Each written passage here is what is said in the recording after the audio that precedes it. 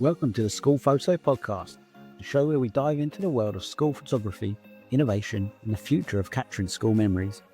With me, your host, Lee Brooker, and guests, in each episode we'll explore the latest trends, challenges, and breakthroughs in the school photo industry. With funny stories from our schools to best business practices and some new innovation to help us all. Whether you're a large multinational company, a sole photographer, or you're just passionate about the evolution of school photos, this podcast is for you. Grab a cuppa, settle in, and let's get started. This is the School Photo Podcast. Happy days.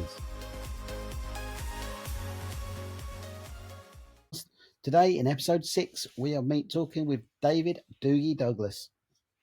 Doogie is the guy that is behind Call for School Photography based over in Northern Ireland. And this week, we're talking about how he's changed from civil engineering to camera chaos, and he's never looked back. We talk about dodging grumpy kids, how you could burn 1,000 calories before break time, and why February photos might possibly be the future.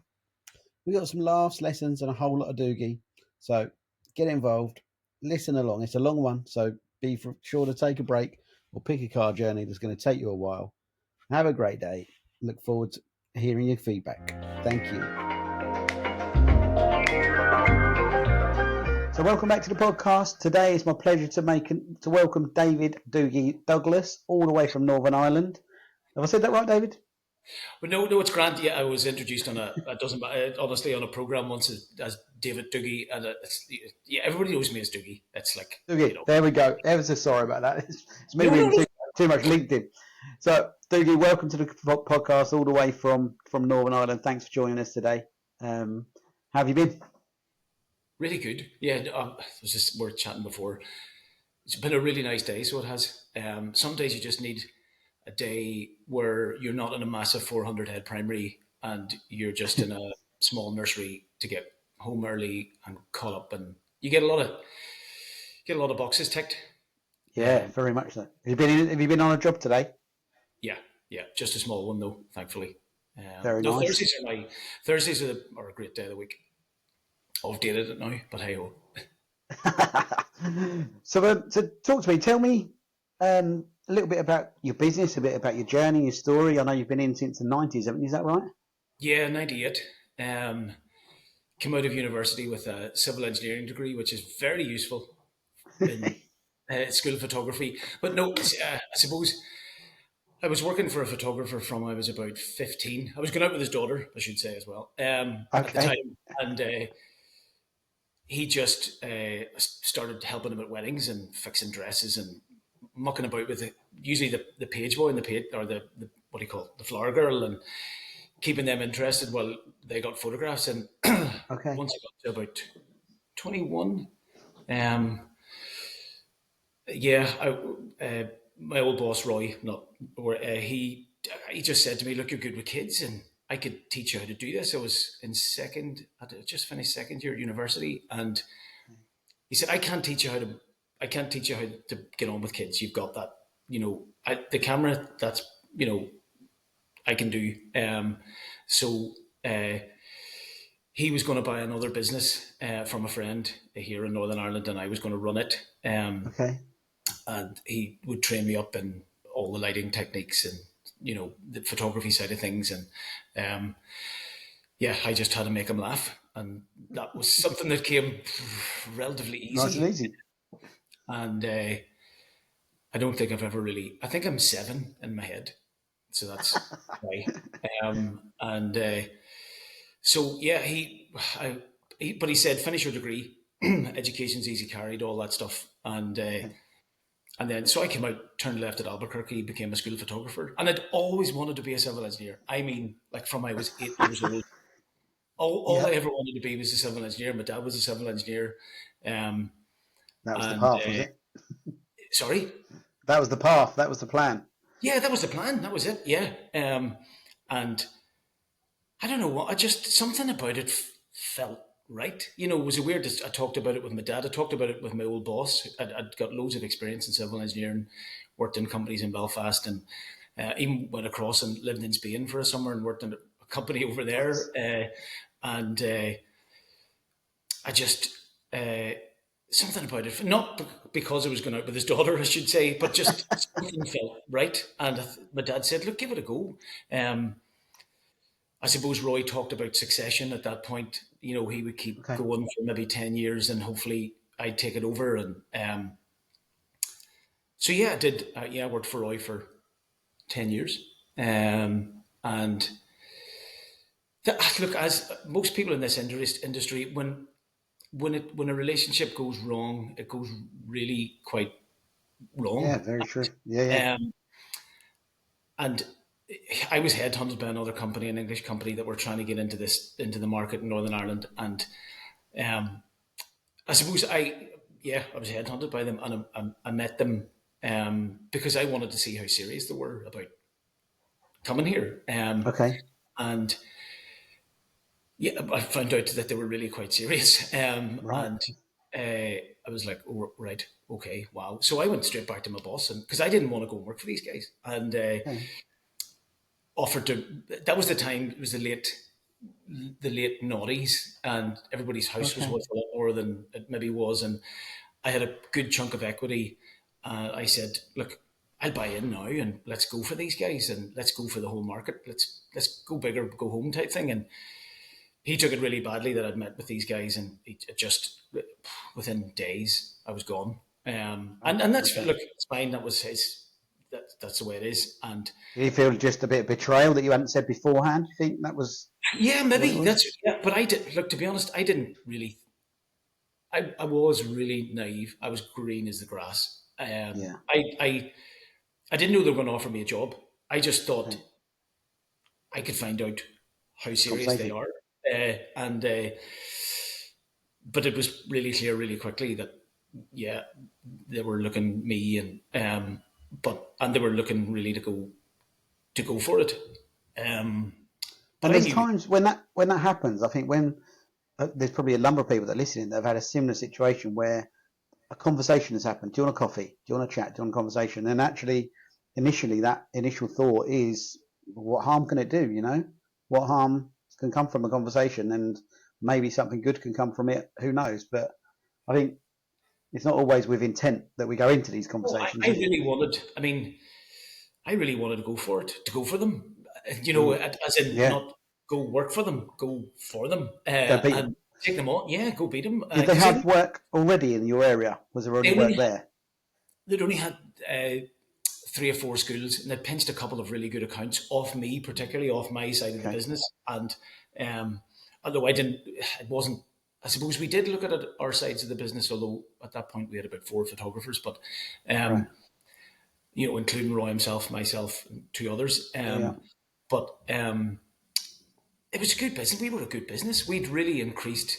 Like when I met these guys, we'd just myself and another sales guy that we'd just brought in about 4 months earlier. We brought on 40 new schools, increased the Wow. business by a lot, Yeah.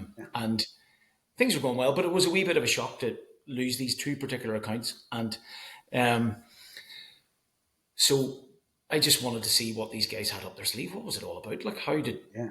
how did they lose What are you these up to? two? Yeah. Yeah. But anyway, so um, yeah, I went and worked for them. I ended up taking the job Okay. because I knew well. I could have gone out on my own at that point, but actually, looking back, definitely I wasn't ready, and Yeah. I went to work for them. It was Ward Hendry, and Okay. and it was a real like another learning curve again. I was running this business in Northern Ireland effectively, and then went across to them to run a team of about 12 photographers on like a sales shooting Okay. ticket, if you like, Yep. Yeah. Understand. and I met this guy called David Horton. He ran their side of things. Really, really smart guy. Really, I know David very well. people that his spreadsheets were just like, how do you work these formulas out? What and all the KPIs that came with it, and um, it was good. It was really good. Um, but that only lasted about 11 months because I suppose you I I learned a lot from them, but their offer to the market was very it's this. We were doing this, and we're doing it Okay. this way. And look, let's just say everybody on this island over here behind me, the green, Yeah.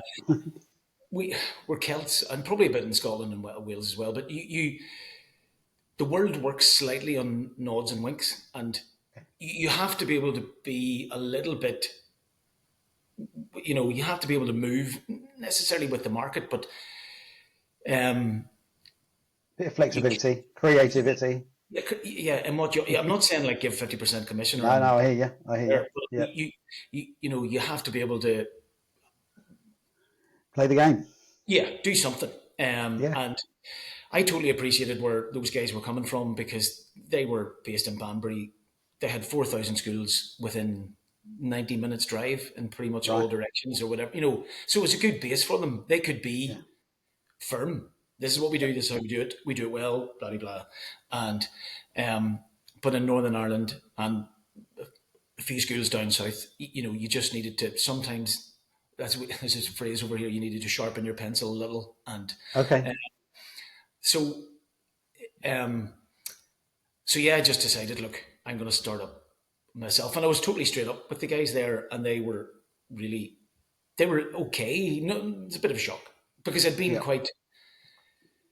I wouldn't say I was their most successful employee that year, but David Horton was he's a pretty good guy, and he would probably take that mantle. But I certainly brought in my chunk, Did you and bit? Yeah. 100%. Yeah. and so but and they understood where I was coming from, because the Gotta do what you got to do. from her family's from Cork, and what Okay. that's um, they understand how the island operates, but they didn't want to go down that road, and that's fair enough. So we kind of Yeah. it's okay. So I ended Did up you have starting. clauses in your contract stopping you going into schools you knew? Did you have a non-compete? Yes, but we came to an arrangement where I shot some work for them on a Okay. freelance basis, and then um, so I suppose, look, everybody in the industry has these clauses, right? So yes, there was an issue. So one of the schools that I had so everything up to say Christmas, because that's most English companies and Scottish companies or whatever with Welsh, it's all about the autumn term. Yeah. So whatever you shoot up to Christmas, Doug, it's 120 quid a day, and after that, fill your boots. The stuff in the diary, you crack on. Okay. So I did that, and shot about 25 schools for them here, and but there was one school that was booked in for March, Right. and the principal came to me and he said, "Look, Doug, I'd really like to go before Christmas," and I was like, "Oh, I'm doing all these dates, up to the 19th of November or whatever. Would it be okay to do it like on the after the weekend? Would you be? I can't dates or let's say Yeah. 23rd Yeah. and." And he says, "Yeah, that's fine, no problem. We'll shoot it late and we'll make it work." And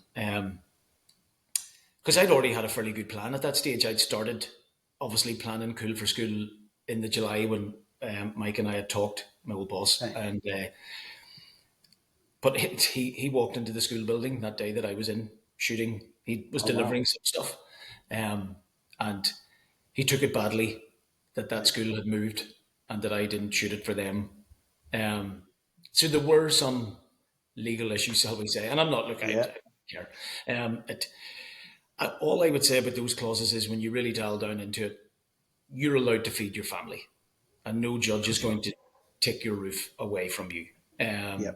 They're not going to let you take hundreds and hundreds of thousands of pounds of business, I would imagine. But at the same time, if yours seem to be It as can be reasonable. me, Yeah. yeah.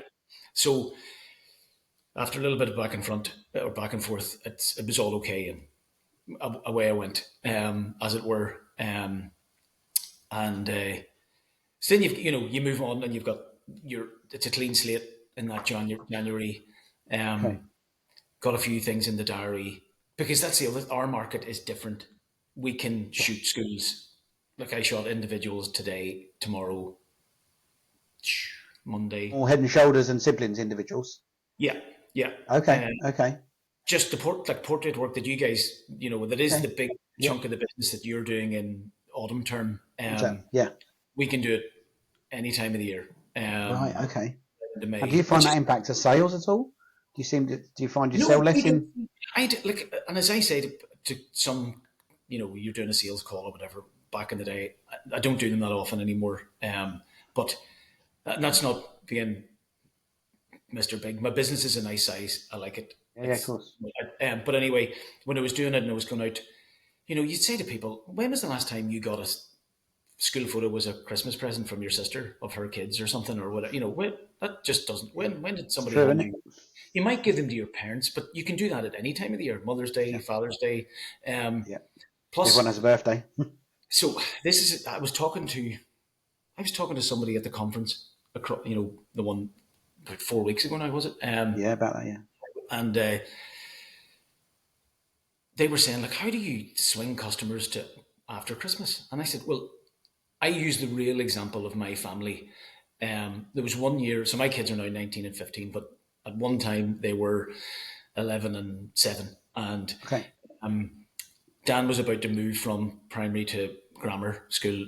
And we'd gone on this, for a while we had a motorhome. So, quick tangent, school photography is a bit of a lifestyle business. So you've got the summer off. And Yeah, yeah. we started in a tent and then we got a motorhome and we would go off to France for 5 weeks. Love it. Love it. And it was class. It was brilliant. But you'd come back, the money pit was empty. And this one summer, Dan was transitioning schools, needed all the stuff. The school had changed uniform supplier to Kukri, so it's a proper branded gear now. It's Right. not just a white T-shirt. Yeah. So the uniform bill suddenly gone from 300 to 450 quid. All the stationery stuff, new bag, but Rachel had a growth spurt. Okay. So, and I've had this conversation with principals. I think, look, so this is the real world, right? Rachel's had a growth spurt. She plays hockey. She was into jiu-jitsu. So she needed stick, skort, rain top, hockey fees, hockey trainers. The hockey alone was about 300 quid. The jiu-jitsu, I don't know what it's called, Yeah, yeah. kimono. G or something, isn't it? A G? Yeah, is it a G? Right. I She don't know. needed. I might be wrong there. It can be cruel, if your thing is like halfway up your leg and your Yeah. sleeves come to here. Um, we done all right. Rachel was the smallest in her class for a long time, and then she just 4 inches, boom. Wow. And we were just broke. Like 1st of September, it was like what? And our business is cyclical, so you're going. Money needs to start coming in here, otherwise, Yeah. the overdraft's just it's creaking. And Yep. I said, to a few people, I'm looking 25 quid for a school photograph off your parents. And a lot of your parents are in the same boat as me. We earn Yeah. a decent living. It's not fantastic, it's not, Yeah. 6-figure salaries and like that, but it's a decent living. And if I'm feeling the pinch, your parents have to be feeling the pinch as well. So I convinced a couple of really good clients to move. I mean, I'd already I had a nice spread to the business, but I got one particularly 650 head primary to move from like last week of October to the second week of February, and their sales went Nice. up 10%. Wow. I shit you not. I couldn't Yeah. believe it. I was like, what? Makes sense. And Yeah. people say, oh, but what about Christmas? Are people not broke after Christmas? People plan for Christmas. They don't plan for a kid having a 4-inch growth spurt that costs them £400 in hockey sticks and palava. Yeah. Um, and that is the thing that can just stop you spending. Most people have an idea of what Christmas is going to cost them. And yeah, they might go over a little bit, but they don't go over by, I mean, that last week of August was just, where do we find 850 quid?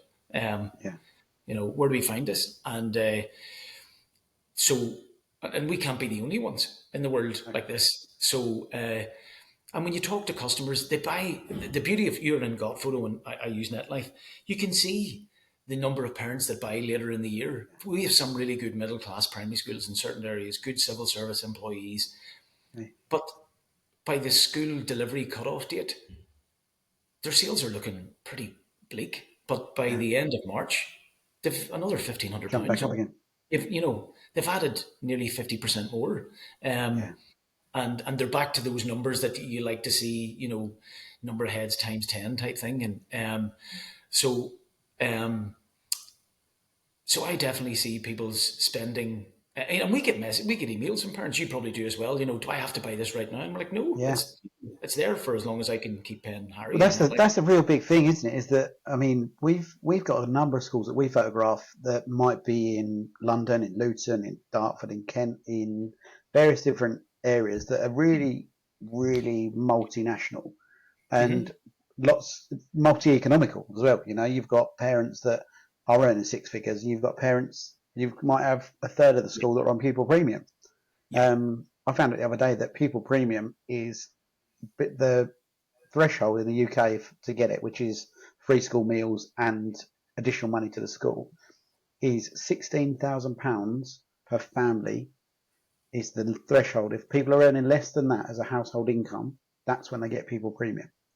So if you're right. going into a school where you've got a third of the children that are attracting that, them families that have got 16 grand a year coming in to live on, Yeah. how on earth do we expect to get 25, 30 quid out of them? Exactly Well, what you say, yeah, especially giving them 2 weeks notice.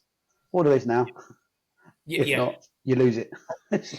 So, and I know, like, Harry loves and probably the boys, like when I first spoke to Marcus years ago as well, um, at Got Photo, the boys love the discount thing for a certain amount of time. And just whenever we were looking at not the pros and cons, but just looking at those two systems, my wife just said to me, I'm not going to penalise somebody who can't afford it right now. If they can afford it in March, that they're not paying a five or more. I don't care. Yeah, And I went, yeah, I kind of agree with that. It shouldn't be it shouldn't be cheaper. With effectively, it's not a grand yeah. deal. There You really know, is. There's an argument for that. Really, is a strong and argument for both um, ways, isn't it? we do again probably to like Harry. I think Harry's brilliant, but maybe it's the way his English um, is quite straight, but it's like he's chastising me, or I'm trying to bend his system to be Irish, or Right. whatever. And but he doesn't like we let the parents mix and match any price anywhere, any doesn't matter, so they can get family photographs in our cheapest pack, or they can go in and get templates and get it. Like there was one woman, I'd hidden it away, although I've taken it off now. But for about 6 years, I kept on my website. If you bought 56 fours, they were 50p. So you Okay. get 25, or there were 25 quid for 56 fours. And actually, three parents over that time they'd waited and they bought 3 years school Okay. photographs for 25 quid. Right. And they got family. Okay. They were coming off the printer one day and I was going, somebody found it. Somebody They're found aging. it. They're And aging quick. a few years ago, Tempest went out into the marketplace with a big splurge, maybe 2014, 2016, and school photography from £5.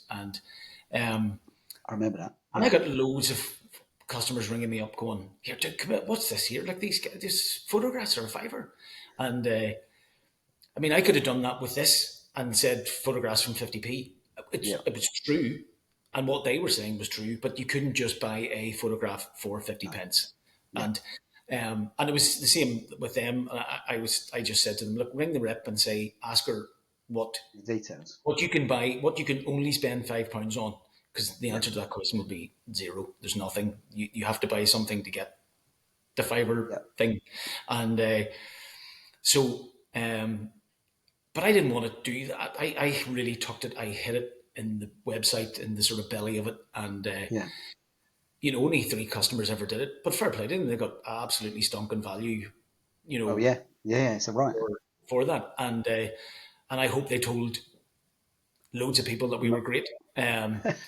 But so yeah, that's you're talking about the economy of things, and for parents that Yeah. are having tough times. You can.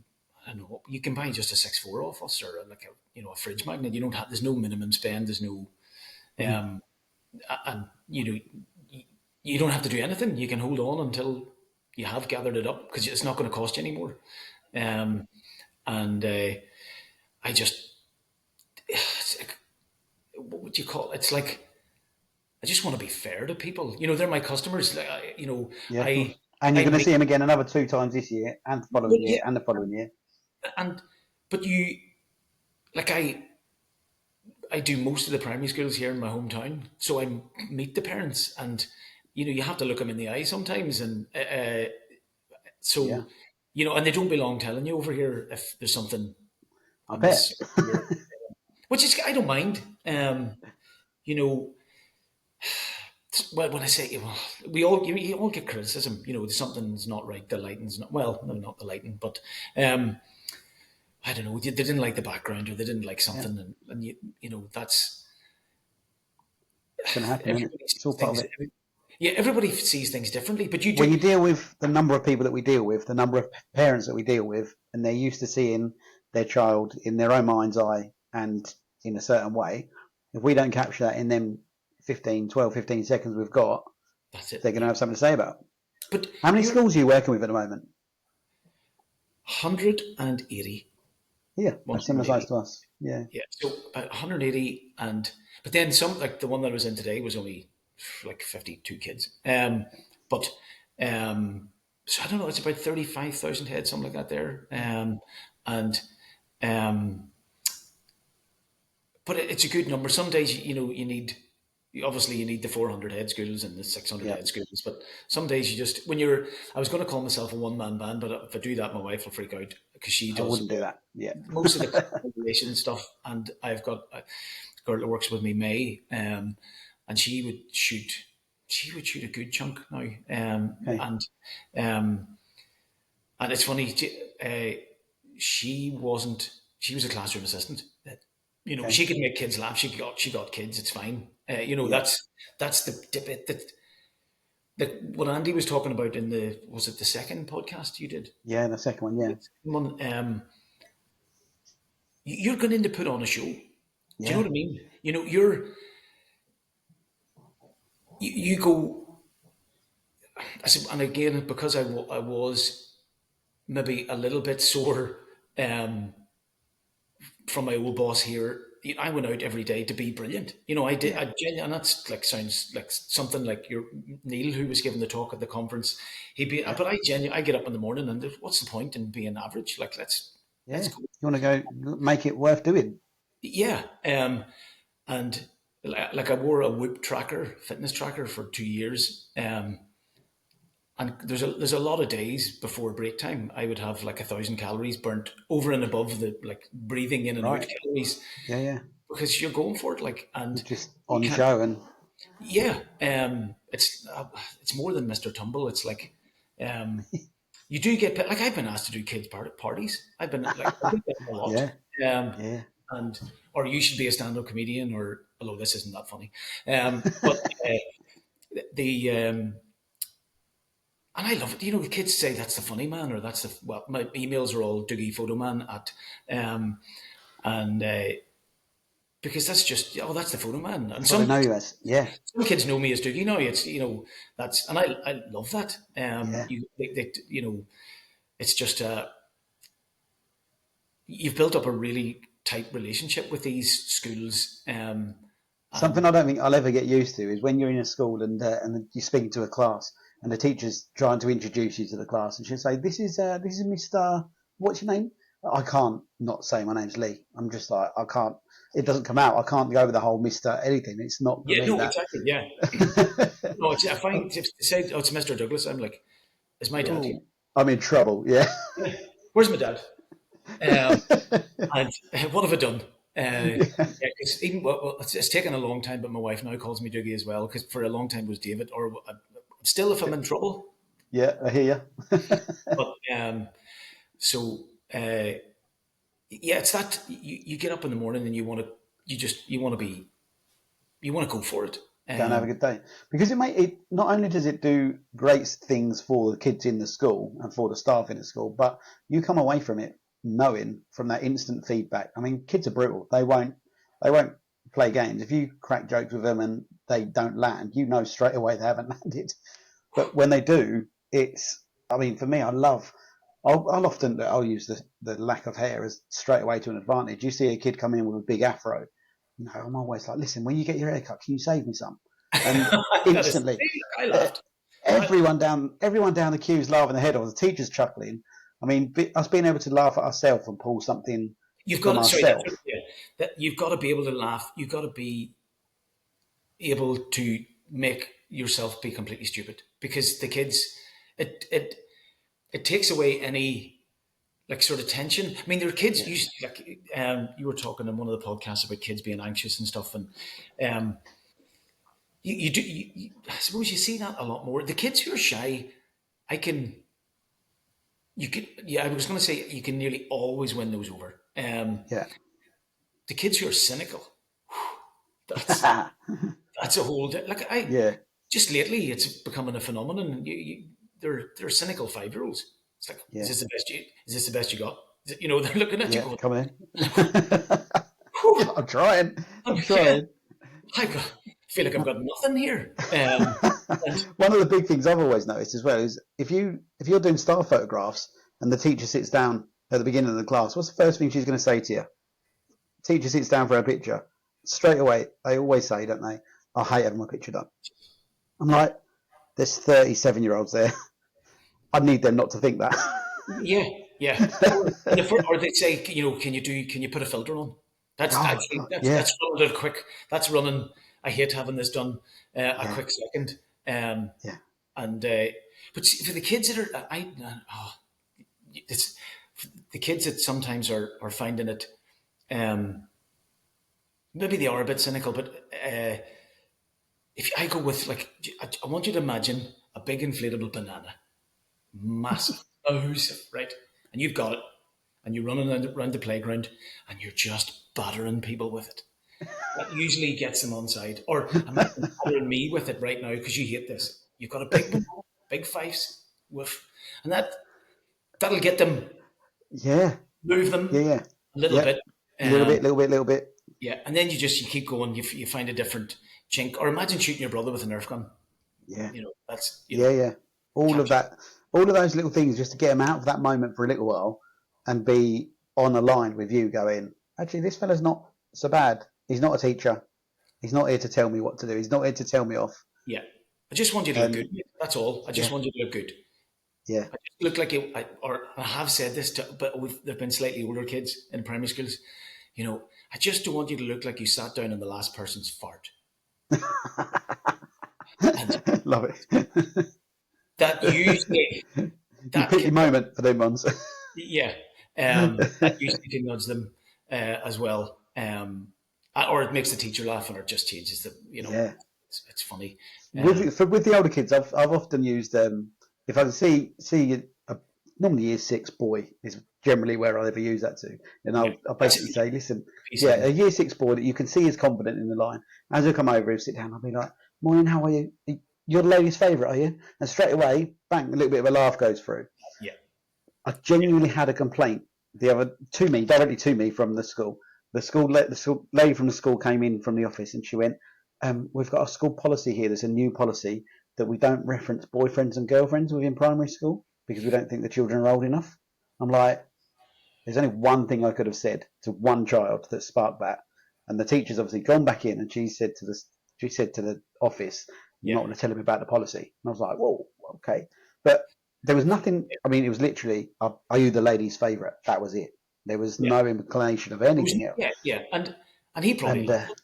He oh, probably he thought, laughed his head off. Yeah, the kids laughed. It was one of them. It landed, but yeah. the teacher was I know absolutely you do. against You it. do skirt. This is the you do because we've been maybe at it a while, and yes, Yeah, we do it's a probably get fine away with line, isn't it? things, and um, I've even said to because kids know these people now, so I've even said to kids in line, I can understand why your face is like that because Trump is in the world. I get it. I get it. I feel your pain. I feel your pain. Um, and that the teachers laughing, the classroom assistants laughing, unless they're a Trump fan, which is unusual. But and so yeah, they Yeah, but I think the thing I love going into a school where you get that instant feeling, and and quite often a common thing is that if you've got teachers, I've found if you've got teachers that are referring to the kids as "come over here, sweetheart, come and sit down, come and sit down, mate," like when they are almost using that endearing language yeah that is not crossing the line, but is not strict. I'm your teacher. You do not refer to me as anything other than that. yeah Um, I had a year 6 teacher that was standing behind me, and she had a nickname for every child, and it might have been about their hair, it might have been about some of them kids would have got upset about if they weren't strong enough to deal with it. But she knew these kids so well; she'd seen them Yeah. all the way through, and I was sitting there laughing. Now we don't get involved in going down that road, but some of the things that she was using as nicknames for the kids, that was just their thing. That was how they did it. That was how they had their relationship. I know. And it was so refreshing to see the kids being on par with her. And when she lined them up and she said, right, we're going back to lesson now. Everyone, eyes on me. Bang. They all Yeah, just shut up. yeah, They'd yeah. gone from up here But she to had that listen, relationship respect. and it was matey, but still, look, guys, I'm a child, Yes. and look, you're at the end of the day, you're going to do what I want you to do, and Yeah. let's not have that battle because I've won that, so let's move Yeah. on. And We can. everyone knew that. They all knew that. But the number of schools that we go into, that line is, it might be a real strict line, but the children don't hear it, don't respect it, don't want to Yeah, know. you're right about the complaint thing. In terms, it's quite, it's actually really scary, right? Mm. I find it.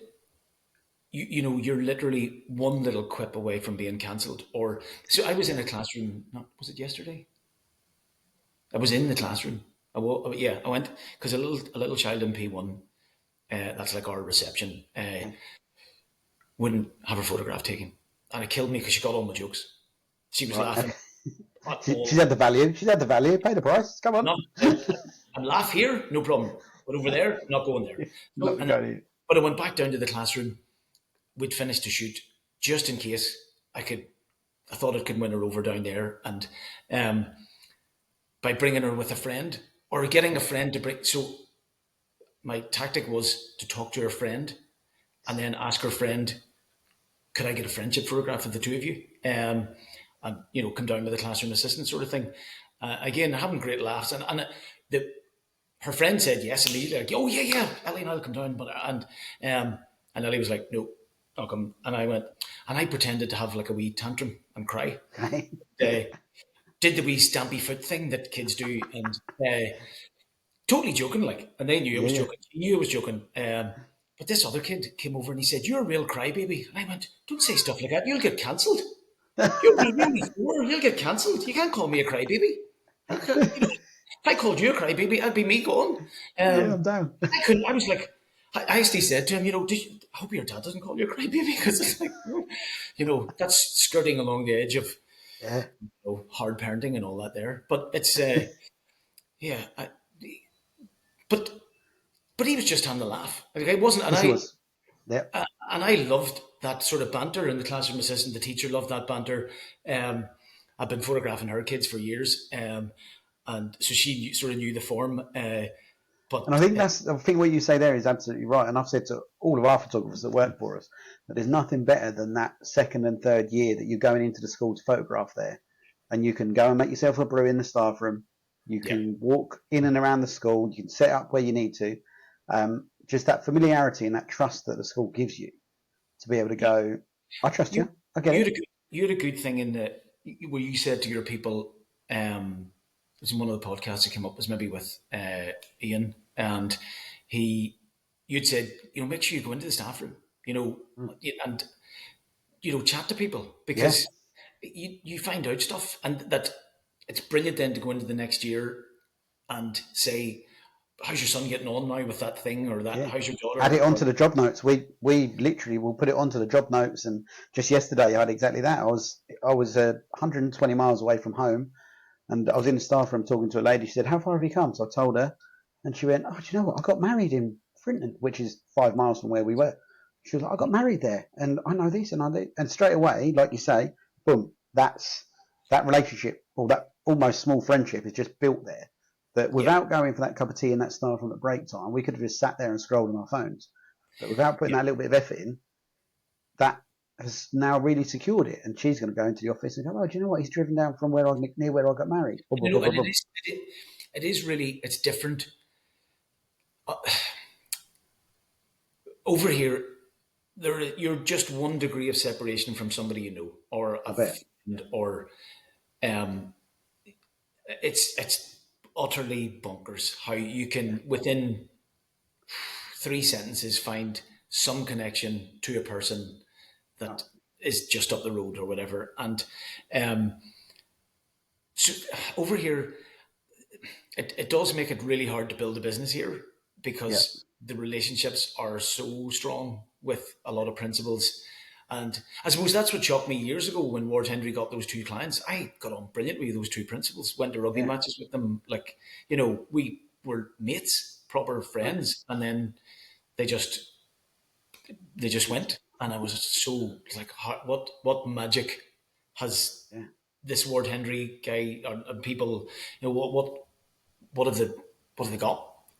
Um, so and there was no real. They just, I suppose, they had a good product in that they did a big headboard with, like, at that time it was 2007 or 2008 through Okay. it, but you had to do the portraits to do the big Yeah. headboard, Oh, and they give I them, remember the one. Yeah, it was black and white. The letters were black and white. Well, the numbers were black and white, weren't they? yeah, Yeah. And that was nice. It was nice. Some school, but I also the white background. We had tried the white background at Opus in 2005, and it just didn't fly. And we tried it for some schools where, so like I don't know what other people do, but I kind of look at Vogue, Red, She, Cosmo, those type of Yeah. Yeah. magazines to see what's on the cover, what's the background, what's flick through, what's happening, um, and white was just starting to be a thing. I thought we tried in quite a middle class primary school, and it bombed. It was like, it knocked like 800 quid off the. Wow. But they were ready in 2007. It was fresh and cool. I think venture portraits as well had their bit to play in the white background thing, didn't they? The perceived value of They did. venture. Venture Port, yeah. And they were on the street corner in Lisburn. That was a guy, actually. There Yeah. was a partnership between a guy over here and a guy in England that started Venture. And yeah, the people were kind of ready for it. Yeah. And that made the stuff we were doing look old, probably Yeah. a little. Yeah. Yeah. Maybe. Yeah. I think just going back a little bit on what you were saying about those two schools that you've got that great relationship with. That why have they moved? How dare you move? What do you mean? Hang on a minute. I thought we were close. We've had a similar conversation internally, and one big thing that did come out of that conversation was that although schools are going to be loyal to us, we have got to remember the product that we are putting into a school twice a year, three times a year maybe, is school photography, and we are a burden on their day. We are so low down on Oh their yeah, pecking order and 36. thought process Yeah, that a decision to cancel or a decision to move is not. There's not a consideration going, oh, how's Doogie going to feel about this? I need to chat to him. How can I help him out and not do that? those That's guys, they did ring me. To be fair to them, they didn't, and I didn't take it personally because it is a business decision. It is a bit, yeah, this is, you guys are running a business. It's a school. It's a business. You get a certain amount per pupil, and you're trying to attract people in. Mike was given a discount on the storyboard photography, okay, as they called it, or lifestyle, or whatever, yeah, a day in the life. And visual marketing stuff, yeah, that's your marketing stuff taken care of, because it was really getting it, and it still wasn't really getting it. It is pretty cutthroat, yeah, for numbers. There's a lot of places. Look, at it, it's not popular to say it, but there's a lot of places in Northern Ireland where we need reorganisation of schools. We need some schools to okay, close. There's just too many. There's too many right, empty seats. And but nobody wants to make that decision, okay, because it might lose them 100 votes, or and it's sad because it affects it means the pot of money is really, really badly diluted, yeah. and it could be better allocated. But So are most schools not fully subscribed then in your area? uh, in certain areas there would be a lot of empty places. There could be as Right, many. I know in one. I'm going back to September 2023. Uh, in one particular area, there were 7 primary schools, and they were sitting with a 56%, between the 7 schools, 56% capacity going into their primary one. They got 44%. of what would fill the place, and that's Yeah. just it's It's not not rational. sustainable, is it? Yeah. And but nobody, this is going out there now, and I've said it, but it's, how do you lance that boil? Where how do you close that 100 head primary when the one up the roads, there's 400 spaces, but there's only 270 in it, and Yeah. that school's a kilometre away with 100 kids, and Yeah. it's sitting with 200 empty spaces. And then Um, the impact of that is job losses and local people losing jobs and careers, and it becomes a real struggle, doesn't it? it does, And but it's is that because the birth rate has dropped so much? Is that a thing? but the birth rate all over the whole of the UK, I think, is not what it.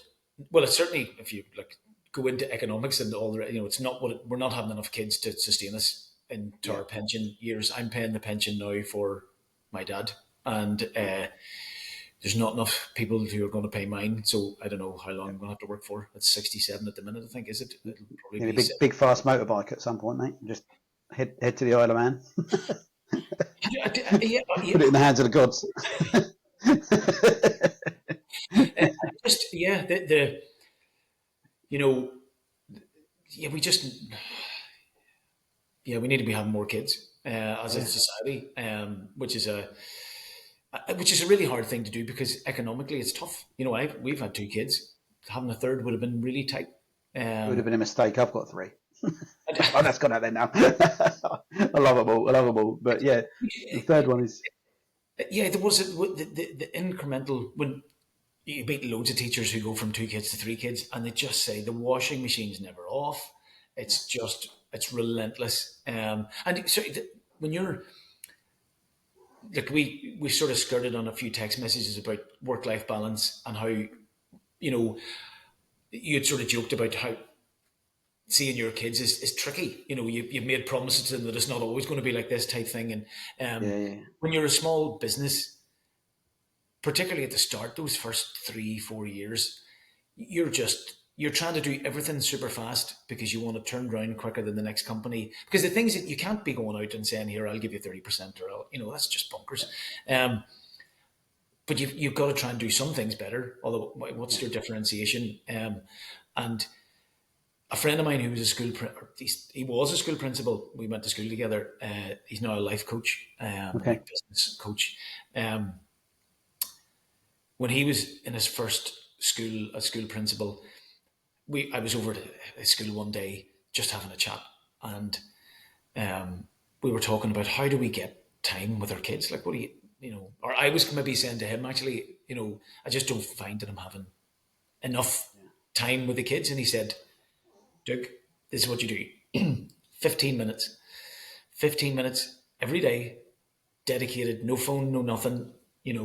It's 15 minutes for Dan, 15 minutes for Rachel. Or if you're, sometimes I would do this thing where we'd wrestle, literally go into our bedroom and I'd be like a bull and they would try to, I'd break the bull. Yep. And it was great crack, but that was 15 minutes for both Yeah. of them. And they loved that. They just remember, they think I played with them loads. I didn't. Yeah. Well, I that's the didn't. thing. Yeah. Um, Yeah. and I just give them 15 minutes, maybe 20. And it was really focused and it was all about them and it was whatever. And then I went back and sat to 12 o'clock editing or, Yeah. Well, you that's know, the thing, isn't it? You just break your time up differently. The idea of working 9 to 5, then going home at 5, and it's all ready to go is, especially like you say, those early years of building.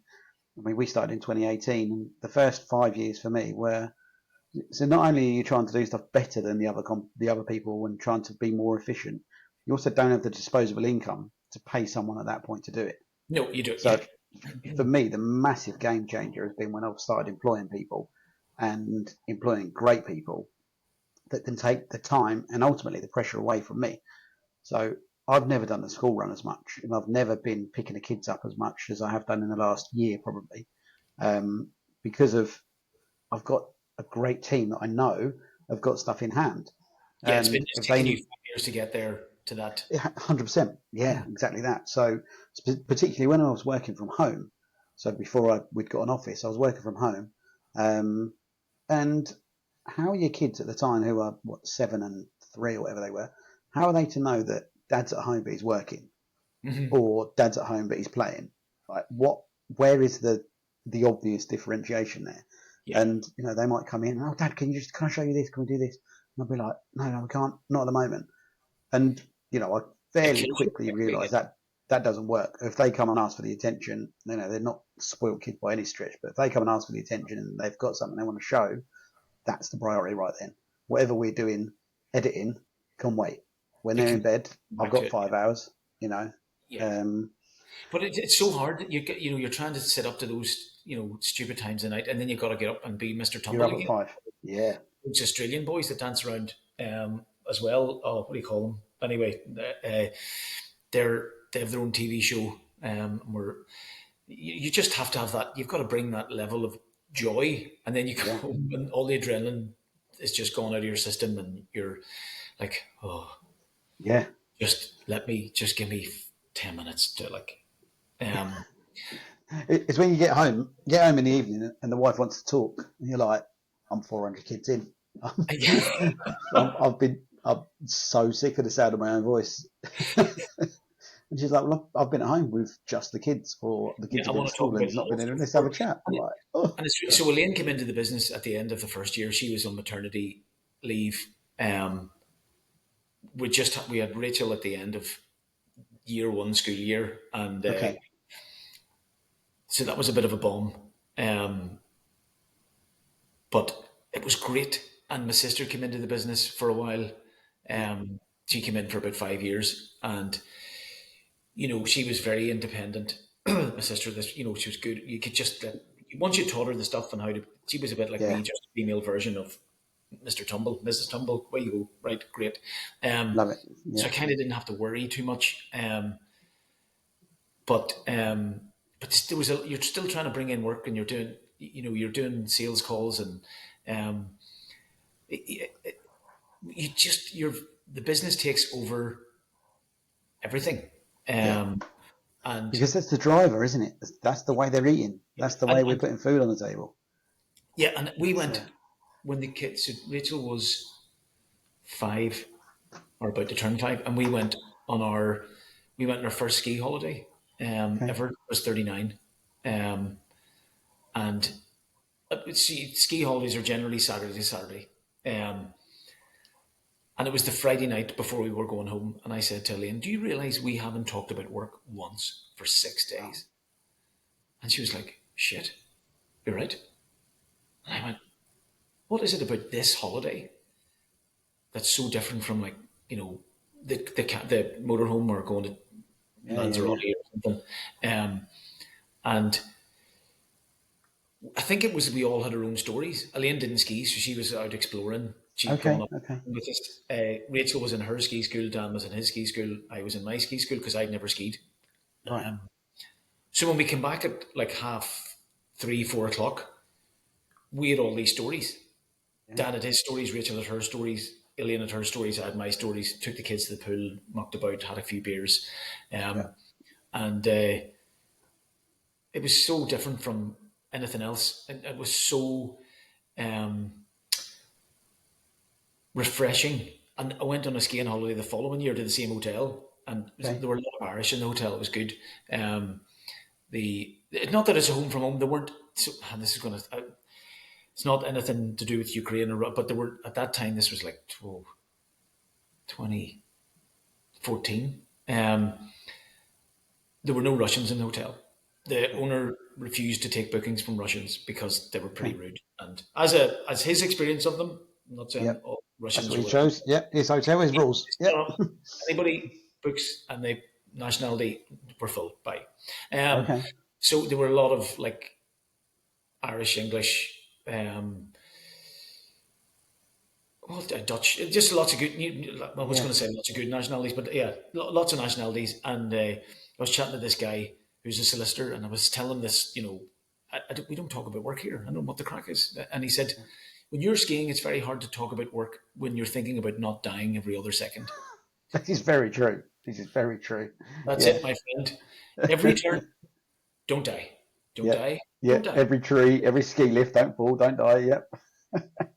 So that sort of broke it down for me. Yeah. So yeah, for people who are maybe who are getting going, they're working really hard if they can afford it because it's not cheap.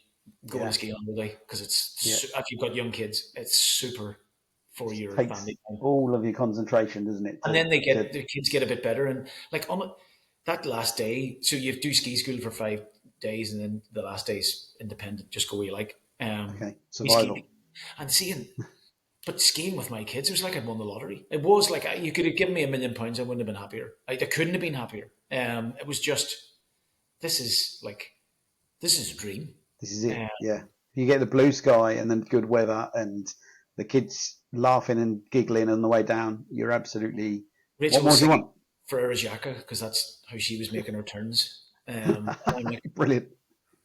let's try that. She skied Yeah. far too fast. She was like, Yeah. those holidays were mad. But yeah, so the business can. There's no way to be careful about it taking over. There's no. It just does. Yeah, it Just does. It if it really means does. anything, Yeah. it just does. And you have to try to balance that some way or other between just literally walking away from it for a second. As you say, you're editing. I'll come back to it. I'll just go on. Yeah, we get it done. It's fine. I've found I've taught my wife up an awful lot that without the belief and trust and support that she's put in, and Yeah. you sound similar. So my wife, she's not necessarily directly involved in running the business, but if she wasn't doing what she was doing at home and running the house, my kids wouldn't have school uniform. Yeah. They'd be going to school in mixed match shoes and all sorts, like if it was down to me, because I'm so fortunate that I don't have to necessarily think a huge amount about that because I just trust that it's all done.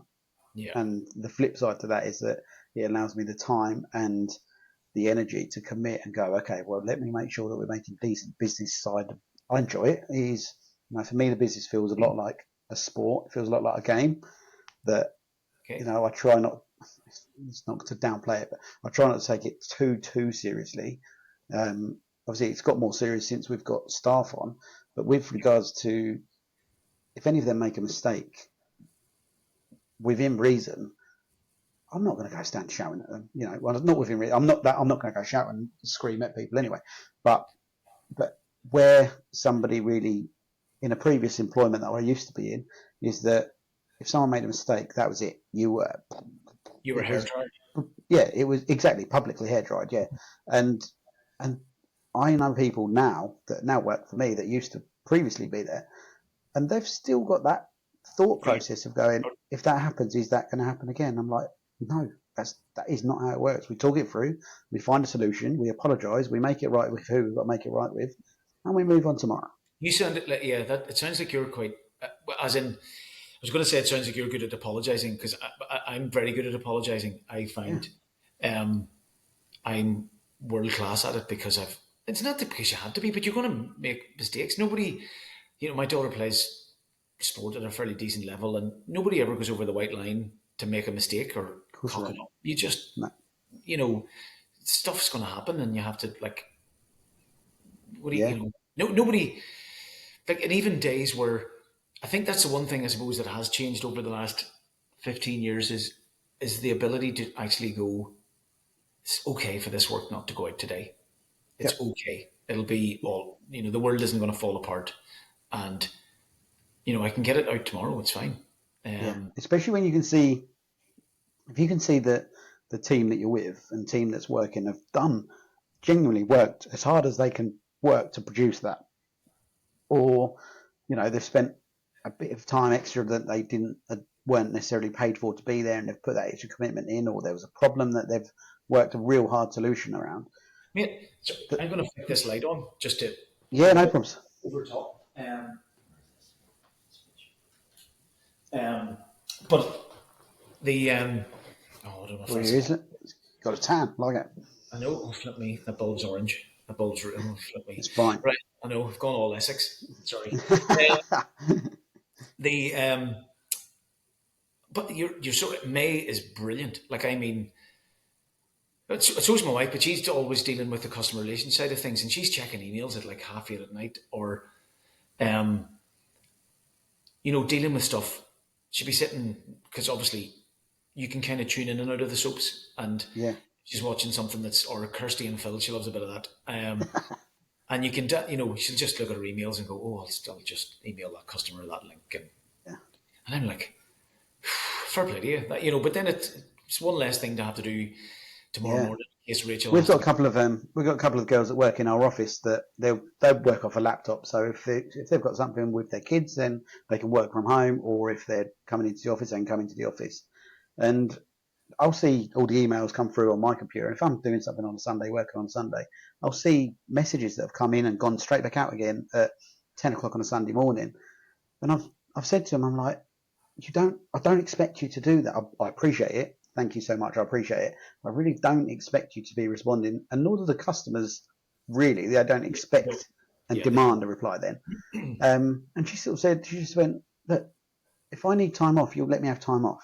So Mm-hmm. if I'm sitting there and the grandkids are busy doing something and I'm looking at something online and I see an email pop in, it's no hardship for me to just reply to it. I'm like, Yeah. that's an amazing scenario, but You, please you, don't think that I'm you, putting that you've, on you. you've been brilliant. I think the time thing is, I mean, May does so much editing after there is no real hours. That's the thing. Yeah, It's the work needs to get done. I don't care when it gets done. It'll get done. But then there's really good downtime. She's lots of good holidays, and if she needs anything, we all just try and work around everything, because we know she's putting in that time. of course you. Um, Yeah, it was the same with my sister. It was the same with any of the staff I've had over the years. They don't just write 5 o'clock. yeah, Um, yeah. Sit down tools, laptop. It's you know, I've always really tried hard to work on the basis that I'm employing adults and they're grown people that have got their own minds and have got their own families, got their own battles to fight, got their own things going on, that I have to, and I absolutely do, trust their judgment. And I would rather give everyone that works for us the opportunity to let me down than I would for them to feel that they're being misfairly treated and they're not given the opportunity to. Like, I don't ever want any of my staff to miss their kids' sports day or their kids' nativity or their grandkids' sports day, whatever that may be. or parent Because teacher stuff or anything like that. Or yeah, absolutely right, because there is no reason for the work that we do. Obviously, if we've got to be in a school photographing, then if we've got that scenario, I'm certain that I could phone one of our schools and say, listen, so and so is due to be photographing on Thursday. She's just found out that her child's got, um, national sports, whatever it may be. She'd love to go. Can we reschedule it? And once the school hear that, never have they said, no, we can't do that. yeah, but Because they get most it. schools are people. It's um, yeah, school. Well, it's funny. I did actually lose a school because I cancelled them because my mum passed away. I No. didn't cancel. I was postponed them, and was like, do you know what? Wow. If that's how you're going to be, Yeah, we don't need to have a long-term relationship there. That's yeah, fine. you did, Not yeah. a problem. Yeah. But that was the only. Most people are great. Yeah. Like And the thing nearly with all. schools as well is that we always refer to schools as schools, but they're not. They're just groups of people that happen to be working there at the time. Yeah, Because in 4 years' time, that school has got a different group of children, probably got a different senior management team, might have a different lady in the office. There are there's a so many movable parts. it's there are a lot more staff cyclical. Funny that when I was going out in jobs with Sarah Ward Hendry, Mike's wife, and she would say she couldn't when she came here to shoot a couple of things. She couldn't believe that it's school teachers just stayed in this school, you know. Right. And we'd be sitting in the school, and she'd be like, "How long? How long has he been here?" And I went, "Oh, he's been 26 years, 30 years." She's like, "What?" She was saying to me, I've maybe changed, but she said in secondary schools in England, 30% of the staff could be different every year. And Year I on was like, year. that just doesn't happen here. Yeah. You know, if you get a permanent post, there's a bit of movement for maybe Yeah. some more senior roles, but Progression. Yeah, yeah. there's not much. If you're not that ambitious to be head of department or, vice principal or principal, most people just stay and where they are, and Yeah. you know, um, it's so you do have really, really long term relationships with people, and um, principals. Certain, if they get to a certain point, it's funny. There's people who are ambitious regardless of the cost to like themselves. Not what I mean by that is there's a principal once, and she's really terrific. And there was a big primary school came up about 4 miles away from her, and it was actually closer to her house. Really big school.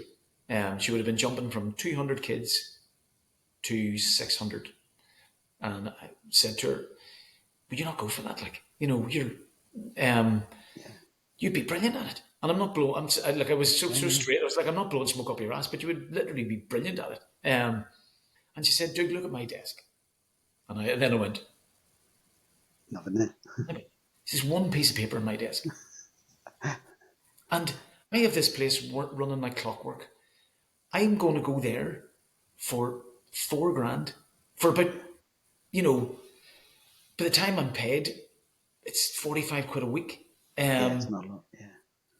Instead of managing 27 staff here, by the time you have classroom assistants and all that, I'm going to manage 90 people there for 45 quid extra a week. Yeah. Yeah, No I'd thanks. rather you hit me in this with this bait. To be quite honest, Yeah. there's no. If I was getting 160 grand for going there, yeah, but I'm not. Yeah. You've Nobody's. got to consider it. Yeah. Yeah, so And I think this. that resonates with our businesses as well. Is that there does seem to be a sweet spot with the size of the business and the time that we get as that cross that balance.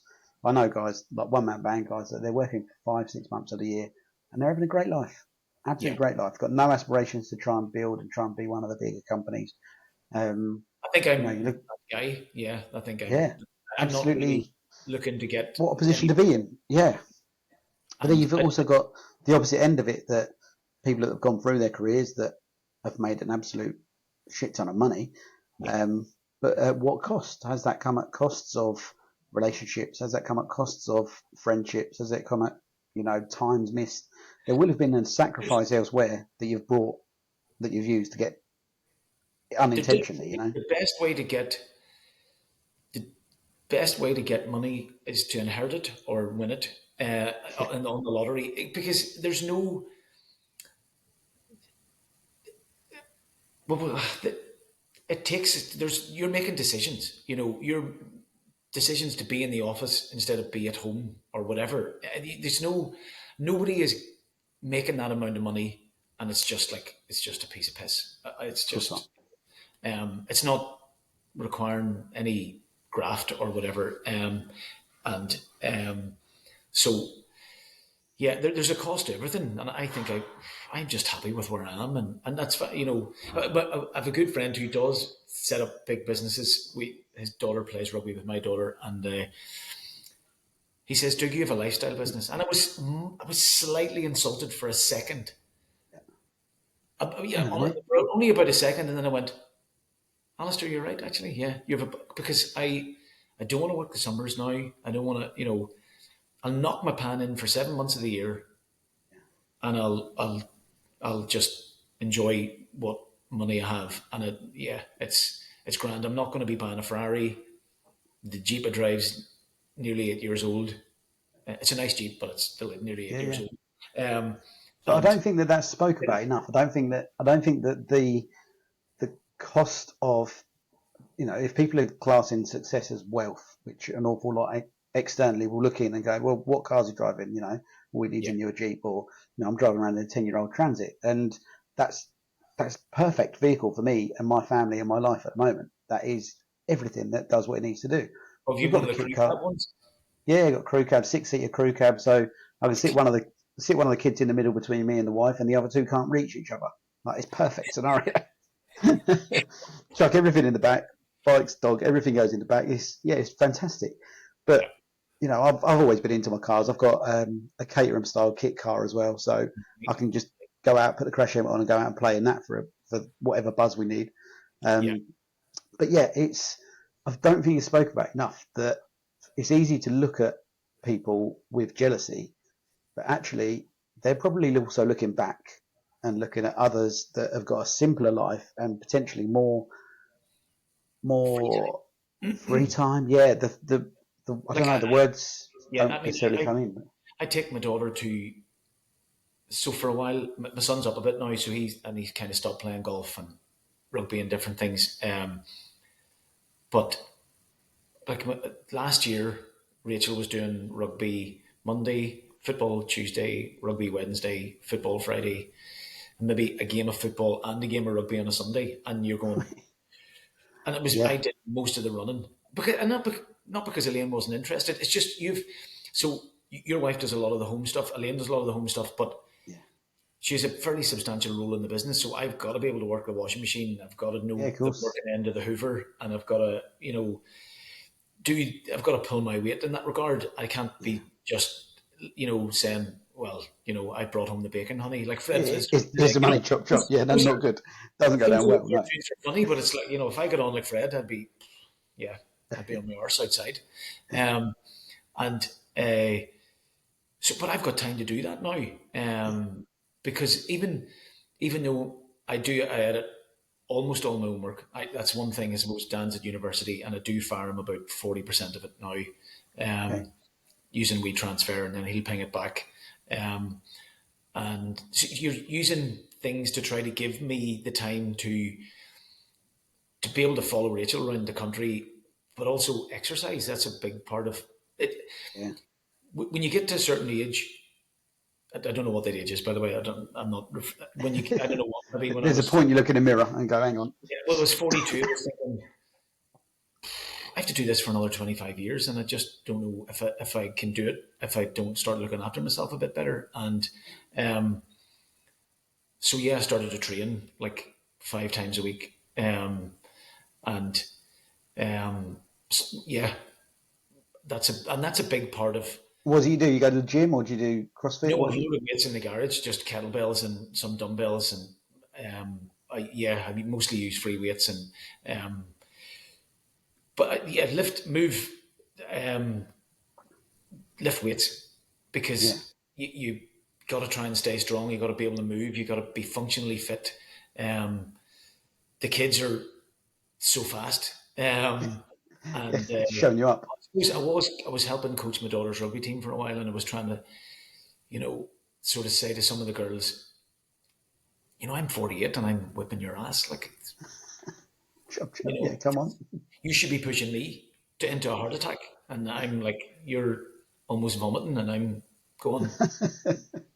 It's, so, but it's that I need to be able to.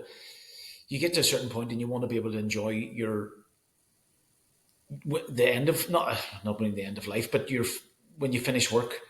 Yeah, yeah. I want to be able to enjoy retirement. I want to actually be able to travel, run 5Ks, do stuff with grandkids that don't exist, and yeah, I just see. Just give yourself the best chance to make it work, isn't it? That's all you want to be Yeah, doing. yeah, Giving well, I your suppose best. my wife was sick a few years ago, and that's a big wake up call. Okay. And she had a lot of treatment, and when you get out the other side of that, she was pretty fit before she started it, thankfully, because that stood her in good stead. And then I sort of thought to myself, shit, if something like that happens to me, because there's a history of cancer on both sides of our family, and Okay. you think I need to be in better condition just in case. Give yourself a chance. Yeah. And it's that, even friends now that I've had, you do sometimes have difficult, or maybe you shouldn't even have the conversation, but if you care about other people, it's like, I've had those conversations with people to say, do you want to be an empty seat at your kid's wedding, or do you Yeah. want to be there? Yeah. Maybe don't have the McDonald's. Maybe Yeah. do that. Make Yeah. your lunch. Maybe the little jokes and jibes and all the self things aren't. Took There's a money bit to more put to that it. there. Those boys think, it took money to. You're like, yeah, you're right. It did take money. Yeah, Yeah. but your kids would rather have you around, mate. Yeah. In those, because you've got your kids back. There's nobody's got your kids back like you have. Yeah.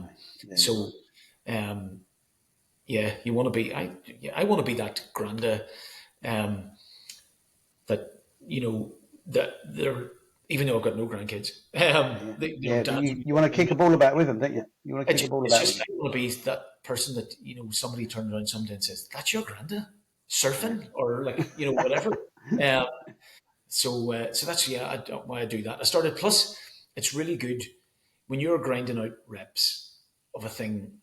Um, you can't think about work. You can't think about emails. You can't think about those things. If you're pushing yourself, you're just thinking about doing one more and trying to get to Sure.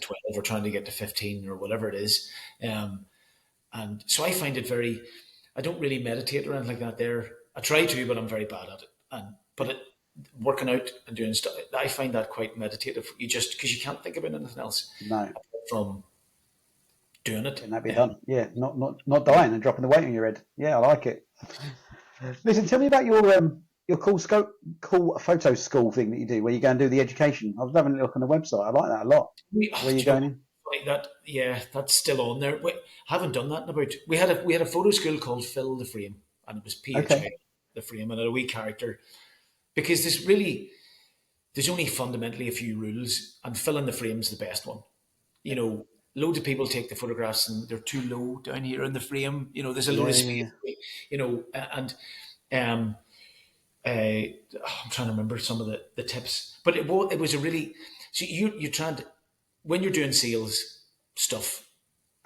Um, I was very lucky because there was the sort of panel groups were starting at that time. I,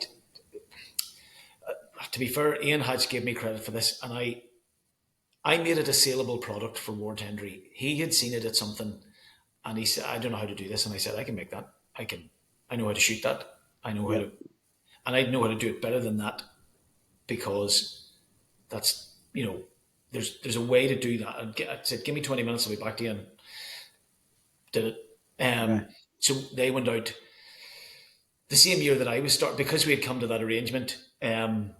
I was doing my panos that sort of 2008, um, and Mike Ward Henry that Ward Henry were doing their panos, but Pret were doing them as well. That's right. And Who was first? Was it Ward Hendry or was it Pret that were first? This has come up a couple of times. I think it was Pret. I think Okay. Pret had to come up with something that didn't. It was a really early version of it that Mike had seen, and It was and long and white, wasn't it? That was. yeah, and Yeah. and I went, "Oh, you can do that way better. Do it." And yeah, literally give me 20. We'll do it like this. And yeah, it went off. It was great. So you're going out with a Yeah. nice product, and then about another 4 years in, I about 2012, I booked. I don't know if you've ever done this, right? But my wife and I, we just went to Belfast, just 25 miles up the road, for a thinking day. We just took a Okay. thinking night away. We're just Yeah. going to go and we're going to sit in a pub. We're going to sit in several pubs and maybe the odd coffee shop, and we're just going to have a really nice time and see if we can come up with something. And we came up with this thing called Me and My Friends, and it was a P1 photographer in nursery, and the kid was big in the middle, and it had all their friends around the outside. Some of the software now generates like memory mates or That's whatever. right. Um, but this was it was done really nicely, and it was done in InDesign. It was a real pain in the ass to do, I was going but to say, yeah, that take you some time. Yeah. yeah, you had to make the border, and then you had to drop each one in and see if it drop each one in and see if Yeah. it. Um, and that had really so we'd done well out of the pano white groups, um, and then this Me and My Friends thing. The schools loved that. Okay. That got us a wee few more, and then I started doing the photo school thing as a sort of an add-on for P7s, teaching them a bit about photographs. I bought 12 Fuji little point and shoot cameras, and Okay. they all could play with them, and and I kind of rated their photographs, and I didn't make. And the one of the things was, there's no right or wrong. It's just taking a photograph. Like Yeah, you're right. I know how to shoot you down and say, and some of the kids did really cool stuff. They had.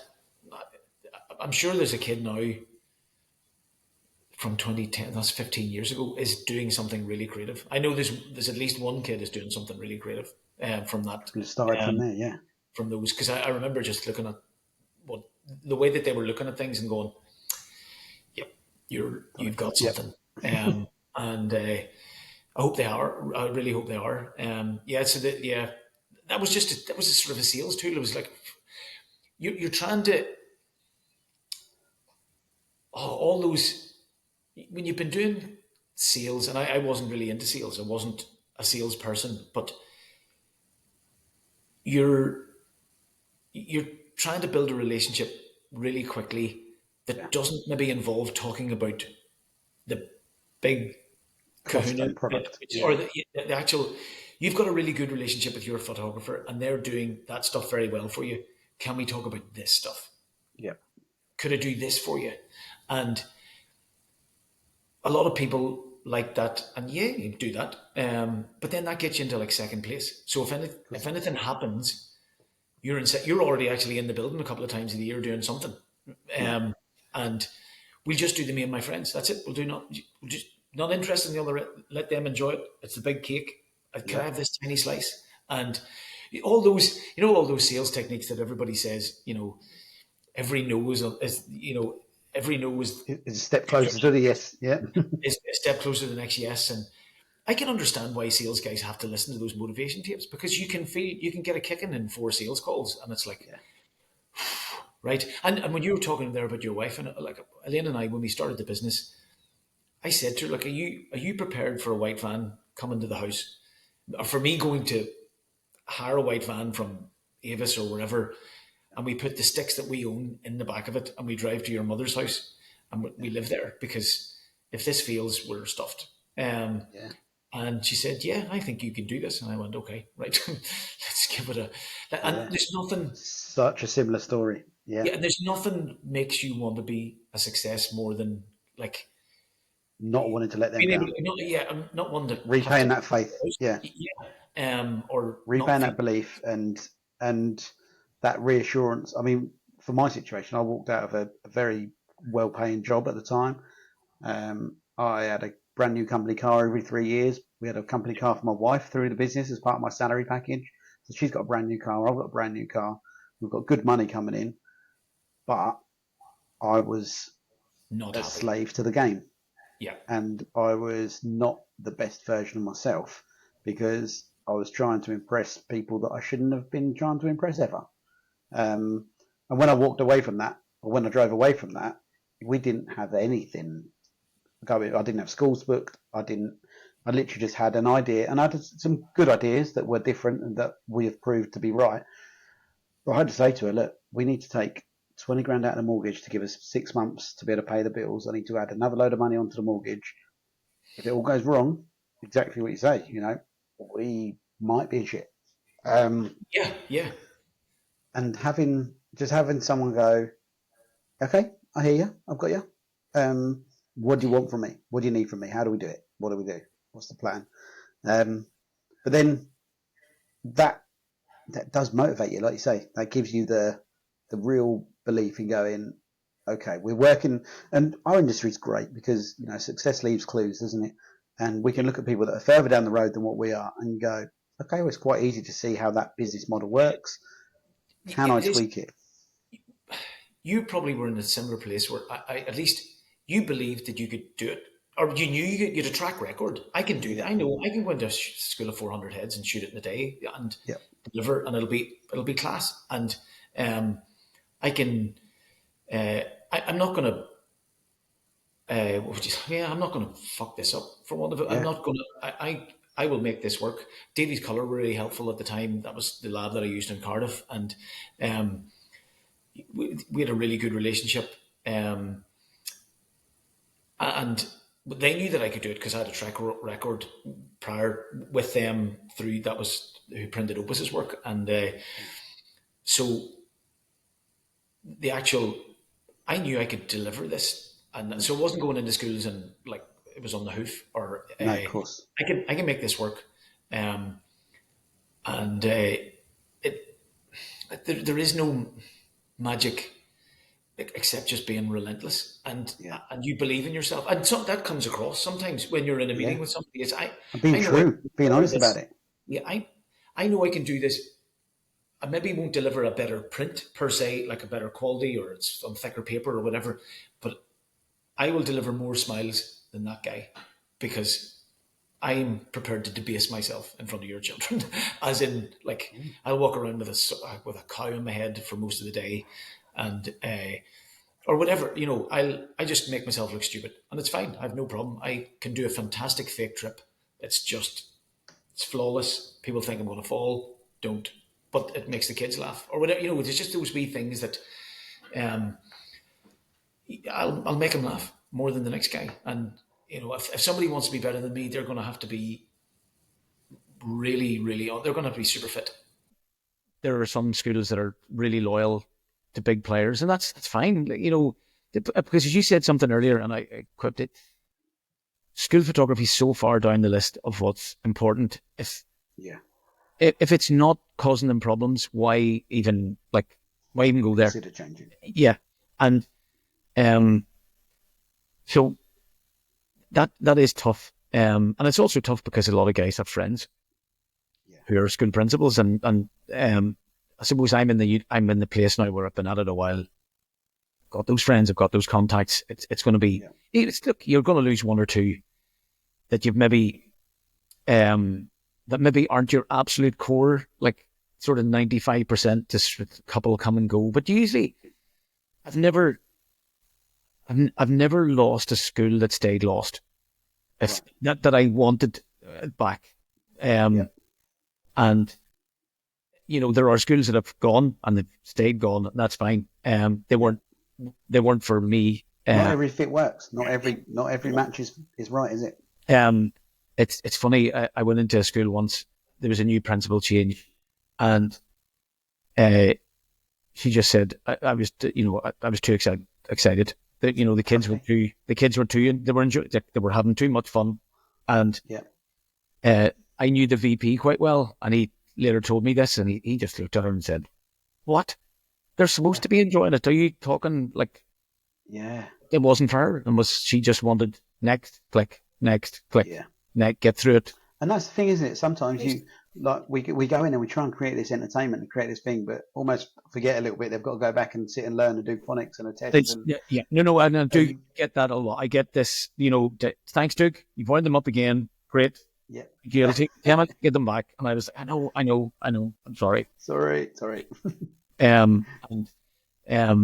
But they know that I need that, because you want your photograph to not. The smile has got to go to the eyes. They've got to, like, we talk in this business, and I listened to the last podcast with the Chilean Marcelo. Yeah, and the figures are pretty much the same around the world. Some schools are 40%, some schools are 55%. And if it's not class, they just go, "I'll get it next year." And they can do that opt out so easily, and especially with the pre-reg system that we use. And you don't. Yes, you can keep sort of emailing them, but there's only so much. You don't want to be paying. It's very easy to ignore. It's very easy to ignore, and sometimes I think people just register because they don't want their kid to feel left out on the day, and then they just don't do it. Now, some do purchase later on, like in 4 years' time, or they'll do the mix and match thing from throughout the years. We see that. I went to a principal's conference about 7 weeks ago, and I took a product that fell off the printer, and I went, print that again, print 20 copies of that again. And I took it and said, look, they got 3 years school photographs for 15 quid. I don't want everybody to do that, but they get 3 years for 15 quid, and nobody else is doing that. You could say, well, that cheapens everything, but not in the grand scheme of it. No, not it's those headline products, isn't it? Yeah, it's the headline things that what's important to that school. We've said it time and again, is that finding out what's important to that person you're talking to, and that management team at the school, because everyone's got a different set of priorities. Yes, and sometimes I'll joke with the kids that I'm taking photographs with, or the girls that are coached. Like, girls, every adult that you meet there could be a world of pain right behind their face. Like, you just don't know what's going on in their world. You haven't a clue, and they may say something that they may be snappy with you because of something or whatever. Or you've done. They didn't. I would like to think that most adults are not snappy with people for no reason at all. But sometimes the reaction maybe doesn't befit the crime, shall we say. Yeah. And, Fair. you know, just give them a bye ball, because you don't know what's happening in the world. You don't know what's, you know, you just don't know what. Same as with the children, isn't it? Same as when the children come in, it's exactly the same. As that actually, if we can go in with a bit of kindness and a bit of a step back from the situation and not taking it personally, then No, don't. I And mean, because you don't know what's going on, and you sometimes see a uniform and you think, you know what, that kid's achieved something just by getting here today. And there was, it's really quite a sad story, and whether you keep it in or not. But in my second year doing this, I had a kid in front of me, and I just couldn't even, there was no reaction, and I was bringing my A game. And the teacher standing beside me, that's what makes the end of this really, can't believe she let me go and go and go. Like, right. now, in our time, you talked about 12 seconds. You know, this is maybe 4 minutes, so it's excruciating at this point. If you can imagine, you should have photographed, you know, 12 or 14 kids, maybe more. And I said, yeah, and I said, look, your mum really, really wants to be looking, you know, look at all the guys. And the kid had watched his mum be stabbed, Oh man. not once, 137 stab wounds. Ow. I just thought, Yeah. they're done with what? He's like, you couldn't make that kid may never smile again. Well, yeah. And so you don't know what you're meeting. You don't know, but No. which is why it's kind of like the teacher could have given me a bit of a heads up, as like, you know, Thomas might not respond too well here. And it was the incident was on the news, which is why I know, well, as soon as like I got, yeah, it was just, I felt terrible, but you don't, you know, you go. You've gone in with absolutely the right intention. You've gone in with the right intention of trying to and in probably 98% of the cases that you have that conversation in, Oh, it's completely landing as intended. So you don't, you know, you have to, sometimes there's not enough give and take on customer sides, on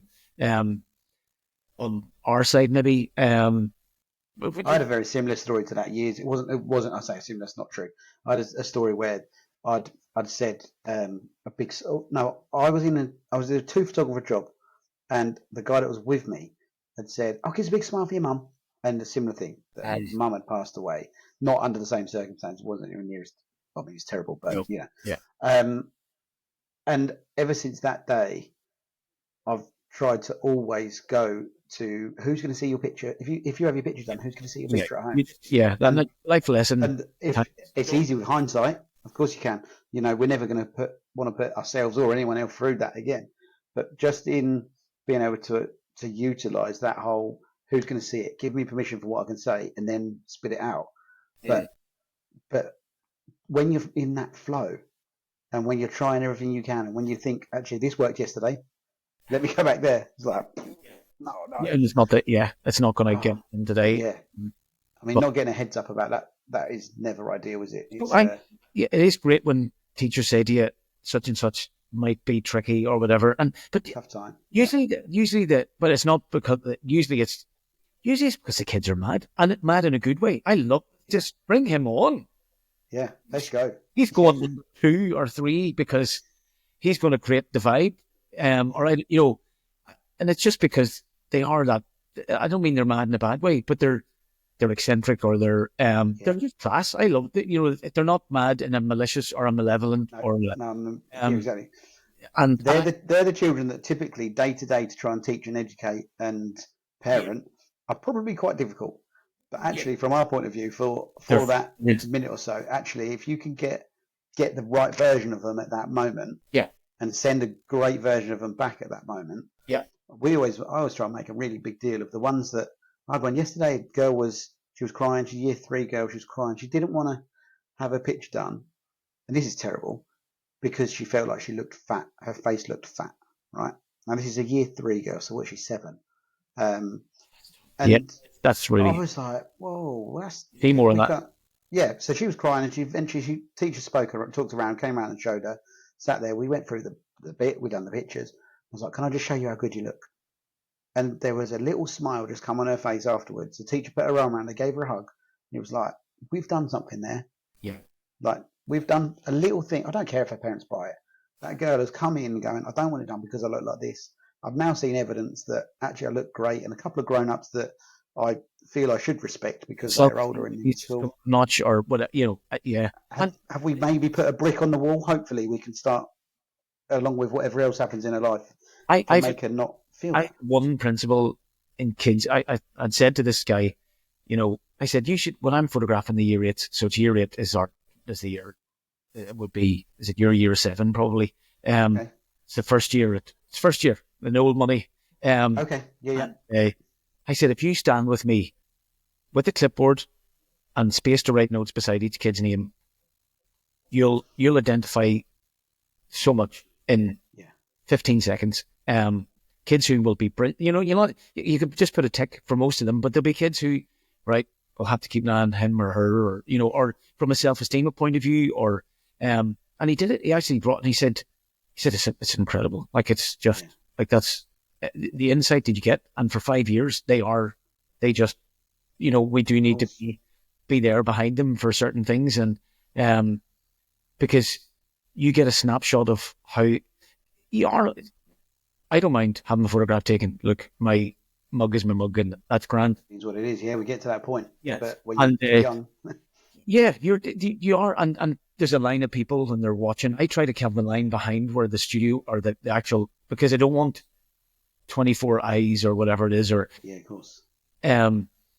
sometimes you can't do it, and there is just a line that people can climb up and freeze, and Well, particularly if, again, we keep going back to that we don't know, but particularly if there's 2 or 3 kids in that school, in that class, in that line that have given them a hard time over their appearance or over, the car their dad drives. You take your pick. Kids are horrible.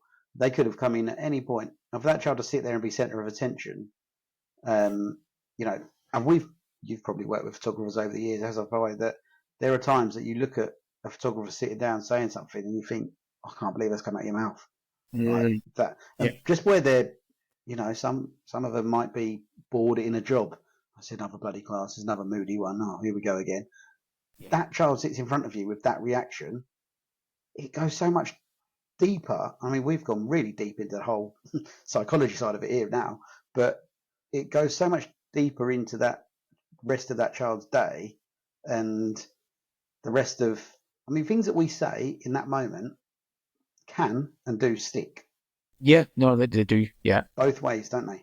Like, yeah, no, they can. You can both ways. somebody up, or and not even mean to, and you don't, yeah, we, and I did it really nice, but sometimes I think the veins in my head pop up or the neck or something. But there was a wee girl yesterday, and I was taking a group photograph for the panos to be stitched together, and she closed her eyes. You like this here, she was really and it's like, yeah, her name, and Yeah. don't close your eyes, and it was just like that. There, I wasn't like going, but Yeah. she completely fell apart. Like I mean, Yeah. it was like, and I just Yeah. got the photograph taken enough more, and I was like, Miss Rankin, what happened there? What? Oh, she just doesn't do feedback of any sort. And I was like, Yeah. oh, seriously? Oh, Yeah. and it was nothing. Like it was, you think, flipping heck, that was not it. That was nothing. I thought it was coming. Yeah. Yeah, you just walk this tightrope of emotions with most people. It's brilliant. It's great. But you don't even, like you can't, there's nothing repairs. I didn't say the wrong thing. Miss Rankin knows I didn't say the wrong thing. Yeah. But it's just like, It just landed wrong. Yeah. and it was like, it's grand, just open your eyes, it's fine. But, And I think if we were to overthink every incident, I mean, we can overthink it. If we overthink every incident, and particularly for me, as we're building a team of photographers, the feedback that comes back about, oh, the photographer said this, you cannot take that on face value as as yeah, that's what was said and this is how I interpreted it. And because we've all had that stuff said about us. You said earlier on, you mentioned about it's scary how close we are potentially to being cancelled. yeah, And there was the incident Easter that I'm sure that everyone listening is aware of with regards to the young girl in Scotland in the group photograph that, Yes. Yeah. yeah, and the narrative that come out around that about the headlines were just horrendous about what the world thought had happened about this girl being deleted. And I think there's not a single person in this industry or in a school who's ever going to believe that. But the world, the public, were getting fed this narrative on national news. It would Yeah. I mad mean, how my sister has fostered two sisters and has adopted a wee boy, and the two sisters can't be in any group photographs. But I photographed them all through primary school. So it's not fair that they don't get a photograph with their mates. yeah, So I take one especially for them. I just say, absolutely right. Yeah, you're going to be in this one, and then I'm going to take it without you. But it's nothing on you. It's just the way that things are. I want you to have a photograph that you can present to you, and you're in it with all your classmates. And I have to do that a lot more these yeah, we days. do. Yeah, To kids, and I don't want them to feel, because I think it's worse if they're not in it. The one for them, yeah. I think it's like, where am I? Where am I supposed to be in the world? Like, Exactly. In a situation when there is already some unanswered questions regarding identity and regarding what it was all about and everything else, yeah, that's not for now, but that's a subject very, very close to my heart as well. In that, being able to make sure that every kid gets the opportunity to be able to have that record yeah, yeah. is really important. Nothing happens, and actually, I always find that the foster parents are really supportive of, and they're really glad and really thankful that you've done that. Yeah, And that you delicately then take them away, or take yeah. the one without them first and then bring them in as a big thing. Whatever way. Yeah, I'll quite often get the nod from who it is beforehand, Yeah. and I'll ask the group and I'll say, listen, I need a volunteer. Who's going to help? And all the hands go up, and I pick the one that we need to pick, and straight away they're over there, and they might hold the monkey or the teddy, or like, I need you to tell me who's the best smiler, and kind of make them the important part of it, as opposed to being Yeah. okay, we've got to do this because I Yeah. mean, it varies depending on each situation. Well, that's good. Yeah. But I think what I was trying to get at with regards to the incident at Easter with that group photograph was that there is nothing that stops my business or your business or anyone else listening to this become immune from that story coming out in the first place, and that version of the story coming out. It can be dealt with. I mean, if that was my situation, I would be putting a video out on every social media channel saying this is exactly what happened.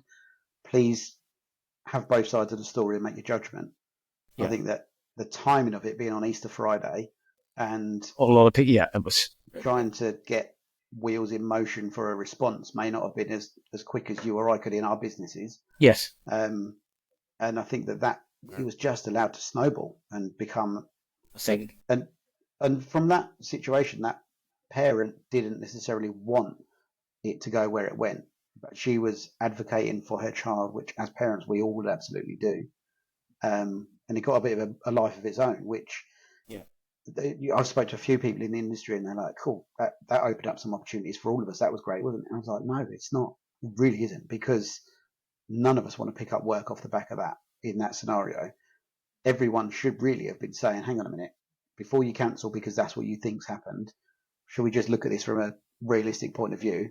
Yeah. If you want to cancel and you want to talk to me about it, then fine, but let's just put this to bed that no one is deleting children out of a photograph in that Willy scenario." nilly, or for the for you, the, Yeah, it's a crazy situation, but so that's the risks of social media, isn't it? It's the risks of us it is. trying to be.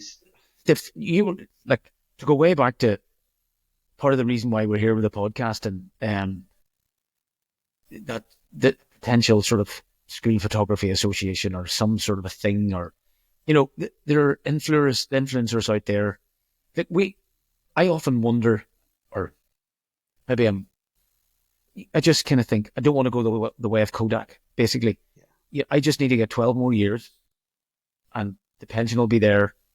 I've beavered away some cash, and if I can get 12 more years out of this, happy days. But when you're editing your work or whatever, the smiles are great, the kids are great, and you're thinking, why would anybody want to stop buying these photographs? Because they're brilliant. But there is a sort of a boring side to school photographs. If you know, there's this. It's like we're the Madeline of the industry. Yeah, so you put that You in don't the even say, Mallow McDonald's. say, if somebody says, "What do you do?" You're not shouting it, are you? No, you're not sure. And there was one girl who was a school teacher and a sort of a friend of a friend. We were out in a group of people one Saturday night, and this only happened about post-COVID, so it's maybe 3 years ago. And she said, "What do you do?" And I said, "Oh, I take school photographs." Because when you get a bit older, it's like, I don't give a shit. People don't. Yeah, this is what I do. Yeah, Is what I do. And like within like nanoseconds, and so I'm going to use this word, but this is what. Yeah. She said, "Oh, you're a paedophile then?" And I went, "What the fuck did you just say to me?" Yeah. I said, "Corey, get your coat to my mate. We're out of here. I don't need this shit." It was just like, I made sure, because word got back through family channels, and an apology was forthcoming, because it's not funny. It's not. No, absolutely not. No. It's like, loads of us do it. I mean, how many school photographers are there in the UK? A lot. Yeah. Freelance, whatever. And it's just, there's that sort of, there's that very, very narrow side of it, but there's also the narrative that is boring, or why would you buy this? Yeah. But then you go to a 50th birthday party, and all the photographs that are up on banners, 30% of them are school photographs, or 40%, 50% are old school photographs. And okay, they may not have a value for you in that moment when you're 21 or you're 16 or you're whatever it is. Yeah. But when you're 40 or you're 50, all of a sudden, when they're the only things that your grandkids have got left of you. Yeah, absolutely. It sounds. You look a bit like Granddad. Like all of a sudden, that you think you were talking about maybe about having this sort of industry body and using social media, and I don't know if it's whether you paid a fee into this pot. That's maybe mad talk, right? But and some of that money was used to get influencers to make that school side of photography side of things cool. But I mean, and that might sound absolutely preposterous, but there are women walking around with lips like they've had a peanut reaction, because some influencers walking around with these massive implant lips, and you just think, somebody has put this in your head that this looks good, and you've gone out and spent money making your lips look like, I don't know, like two slugs crawling across your face. And I don't know why you've done that.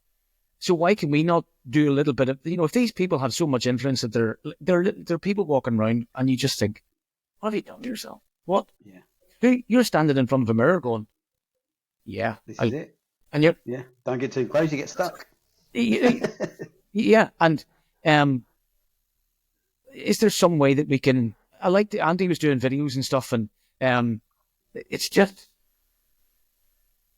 And maybe I think if we could somehow start with the staff in schools, like I think if there was a way that we could get staff in schools to actually completely change the mindset that they've got about, I hate my picture being taken, that every single one of us here, everyone's listening to this is going to be, if you're still here, is going to be agreeing to that.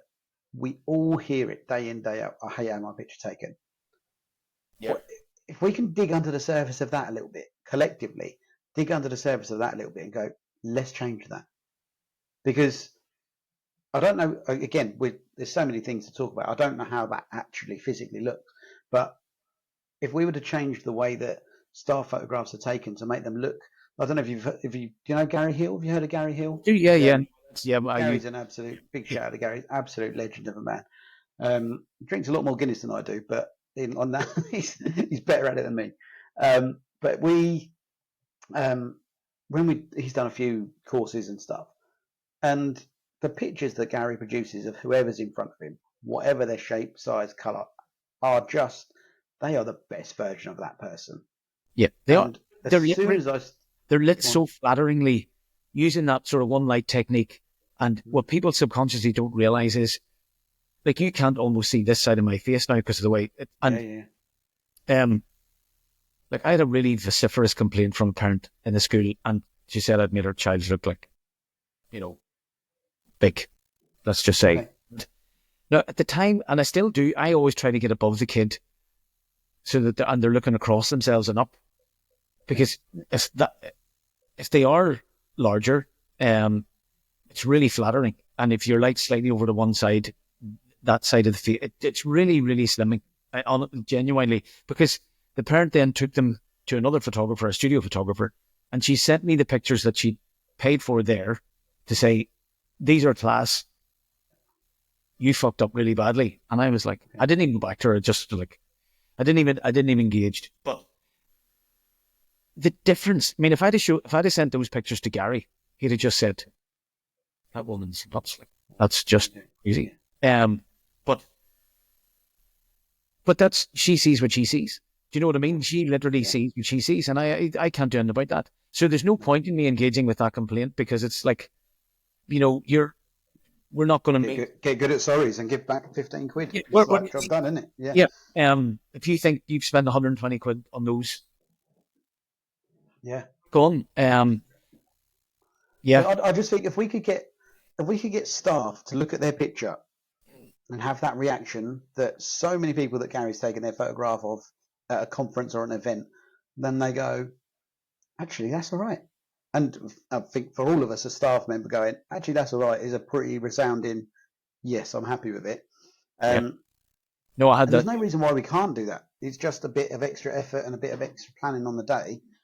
Could you say something like, well, a lot of my staff do, they would say, no, it's going to be good fun because it's me. So it's maybe not, but I understand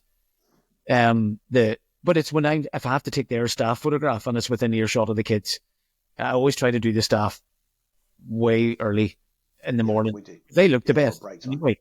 They're not frazzled. So always, if I have to take staff photographs, I always say, look, I'll be here. I'll be ready at 8:20. Just tell them to come down then. But yeah, if the kids do, it can, why do you hit this miss, or what do you, it can lead to. Yeah, there must be a way, and I'm hopefully, if someone can give us a shout and get talking about it and get the conversation going. Don't get lip implants. Yeah, don't get lip implants. No, exactly that. You mentioned in the form that you put in about staying relevant. It was in there a couple of times. That was it. The staying relevant thing is just. Talk to me about that. Just, I sometimes worry. It's just the Kodak thing. Will people still keep buying photographs? The next generation. So it's now, I'm 2 generations almost removed from some of the people that I'm like. They're school photographs, and thankfully I get on really well with them and have beers with them, and it's but they're buying photographs, which is great. They're the 26, 27, 28-year-olds. They're bringing their toddlers in, to have family photographs taken. So every year that I see a good number of toddlers coming in, or babies, or if the schools for the schools that do that, I kind of know, look, I've got 7 years of this game still. Look, of course, that's they still want these. And like, I had an email this morning. My day started off brilliantly. I got a flipping glowing email from a parent. Actually used the word, I'm going to treasure these, and then you think, love it. Flipping heck, that's having a one like that in a wee while. And it just. I actually had 2 this morning, but that one was really, I couldn't, but I was like, flip me. You wait for a bus and then 2 come along at once. Yeah. And it's just this staying relevant. And I was kind of joking about the influence. Well, it wasn't. It's like, how do we keep it that people don't see it as, gravy, or you don't really need it. You don't really need it until maybe a friend has they're in, well, maybe not their entire school photograph history, but they've got 7 or 8 from all their time at school, or 5 or 6, and you've got none because your mum just bought in P1. And, and there is a bit of a, like, flipping heck, I wish I'd have had some of those. And, it's, I suppose, well, and the other side is, when you've been doing a thing for 26 years and you are sort of getting to that, you can see retirement. You don't want to lose what's made it great. Yeah, I just need to get like 12 more years. That's all I need. I'm not being greedy. If it falls, What's your plan at the end? Are you looking to sell it? You're looking to pass it on to the kids? What's an exit plan? Ian was talking about that, and it made me think. I in Northern Ireland or in Ireland, if somebody was going to buy my business, I think I'd have to work alongside them for 5 years. Yeah, you'd have to. I'd want them. If they were going to give me money, I'd want them to make sure they got like 90% of it retention. Because what's the point? What's the point in paying money and you only get 50%, keep 50% of it or something? And that's the really difficult thing with making businesses in this industry sellable, isn't it? Yeah. You can do it. You can do it, and you can build a team that it doesn't need you in it. That's manageable. We can get to that point easy enough. But then, how do you then? You need to bring the loyalty. I like. There's no contracts. The schools aren't agreeing to 5 years.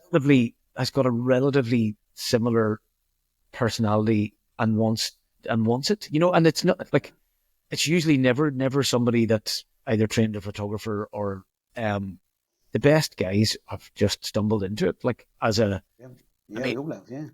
Whenever I started with Roy, after 6 months, his daughter and I broke up, and I was going to go back to engineering, and I was going to pack it in, go to Indonesia and work as a civil engineer right there, make a lot of money. I had a few job offers. Something about school photography just felt right. It just fit. It was like a glove. It just fitted. I can go in there, make kids laugh, click at the right moment. I've got this, and that was when it was filmed. You got one negative, it was one click. There's not 17 clicks to get 6 decent shots. So I didn't even see pressure in that. But then I was young and it was, crazy, and and it worked. So, and I felt like I'd been running away, from the hurt that I was hurt, and I didn't want to stop working for Roy. He was a good guy. Or is a good guy still, and I liked the job. I actually liked it. You're meeting a lot of people every day. It's not the same gig. All kids are different. Some kids will make you laugh. Exactly that. Yeah, very often. So that's why I've got all these lines up here. You both, mate. Laughing. My kids count them. My kids count them and can't keep up. They won't understand it's their fault. Do you use Got Photo? Sorry to cut away. Nice. Go on. We do the pre-reg thing, so we're not photographing every kid. Okay. We'll do some on request on the day if somebody phones in or somebody pretty obviously had their hair done. Don't look like that ordinarily. Been to the barbers, not had their haircut. Not look the email. And just in case, because you can always just delete it. You make it hidden. Godfrey's probably got something similar in its shooting capability. But I really like the pre-reg stuff, and nobody, when I was kind of chatting to people at the conference, they were, it was like I was talking about something that was, I don't know. Yeah, see, I'd probably be in that camp. We photograph everyone. And actually, but you're doing so many kids that whose parents aren't. You're doing so much work that you don't need. 40-50% of what we do doesn't go anywhere, does it? Yeah. And I think that's historic. And when we do the autumn portraits as well, obviously the school want them for their school system, for their Sims, for their Integris, that sort of thing. You don't necessarily need an updated photograph every year. So if you take year one, like nearly all P1s or reception class, nearly all of them register, 99%. So you just add in one for Sims, and at least you've got your new intake, and every third year we'll take a couple of your, we'll maybe do your year 3s and your year 6s or something, and we'll update those. We'll just do everybody. We'll add those 7 kids in, or whatever it is. Which are also, ironically, the best sellers when you do photograph all of them. The first year and the last year are, if someone is trying to cut their cloth, like we spoke about earlier, if someone is trying to budget and go, well, I'm not going to buy them all, I can't afford to buy them all, but I'll get their first one and I'll get their last one. And if I've got 2 or 3 kids in the school, that's fair to all of them then, and they will make that decision. Yeah. But there is absolutely a strong argument to only photographing those who want to be done from all sorts of levels, especially with siblings. I mean, how many times have we watched Brenda in the office go running around a school trying to gather up all the siblings? It's complete stress fest. Harry, I don't know, Godphotos probably do the same, but Harry's system does do called a constellation list. So the parents request, they just tick a box when they're registering. Yeah, same. And then you can just download that list, so you have it. Give it to the school and say, gather me these children. Yeah. Yeah. Or like I usually have P7 helpers, and I just say, right, as I'm doing Annabelle, go and get Peter or my brother or whatever, and so they're brought down, and I do the families right at the end. While I'm doing all the individuals, they can have the families rounded up. That makes sense. And so do you put the families on a separate access code, or are they part of the same? They'll probably be on the eldest. Depend if they're on the P1 child, I'll put them on that code. If they're on the eldest child, I'll put them on. If they're, we try and put it on the eldest child. Yeah. Although I just find that with the younger, particularly if they're P1, if you put them in there, they will do like the mix and match. They're more likely to buy some because it's a P1. That's really that's the or year or reception for you guys. Yeah. And yeah, I understand that. But yeah, it's certainly something I'm keen to look at, and I've heard a lot of people talking about the whole pre-registration and how it works and how it doesn't work, and anyone that's listening that wants to chip in on that, I think all of us would love to hear all sides of the story there, to be honest, because for me it didn't ever not work. I mean, look, you're usually going back to the school to photograph groups later on in the year. So if there are people who go buck mad because they didn't read the thing, it's usually maybe they just leaked it and just went grand. School email. Have it. A school email, yeah. And we didn't have to register this year. It's maybe been poorly worded by the school or something, as in, the title was school photographs, and they just went, they're doing them all anyway. So, but you just photograph those 6 or 7 kids whenever you're in doing the group photo. I think that's absolutely key. What you've said there is the communication from the school to the parents is everything. Do you know what some school secretaries have been dying to give for a reason to tell some parents no? Just some parents are a pain in the ass. Like Daniel's old school principal once said to my wife, "The path to my door is well worn with few feet." Wow. And he used to, and there was one parent in particular who took their kids out of the school, and he went out and bought a bottle of champagne that evening. See you later. Love you, bye. Yeah. Bottle them away. Thank you. Yeah. Now's the moment. Yeah. They've been dying for a reason to go, look, I know you appreciate you didn't read the thing, but this is too serious. It's kids. The only way to do this is to use the internet and store these photographs on the cloud. Nobody's got access to them, but we are not legally allowed to give you the email address.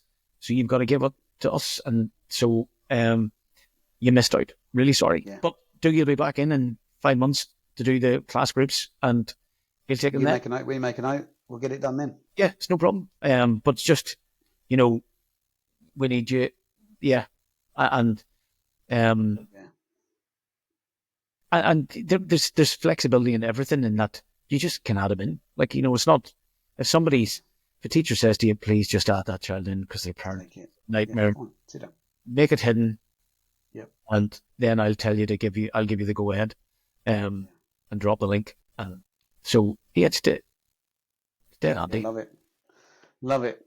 So, I mean, I think we are now almost, I think we're over 2 hours. I think we could probably carry on for another 2 hours, but maybe we'll do that another time. And sorry. Something I wanted to try and bring into this is Who do you know? Or we're looking for new guests all the time to have great conversations with. Is there anyone that you think that we should try and get on the podcast that we should have a chat with? Now's the time to call them out. If you've got anyone that you think, speak to this person. Let's be on the spot. Sorry. I don't know. I'm actually silent now as to who. Yes, there hasn't been that many meetups in the last wee while, so I'm trying to think of the actual at the most recent one. Well, you've got to be doing your mate Neil. No, is it Neil? Yeah, me and Neil Sweeney. Yeah, yeah. We've at the time. I have to be again. I'll be Neil if he bothers to listen to this. If he can get through 2 hours of this waffle, when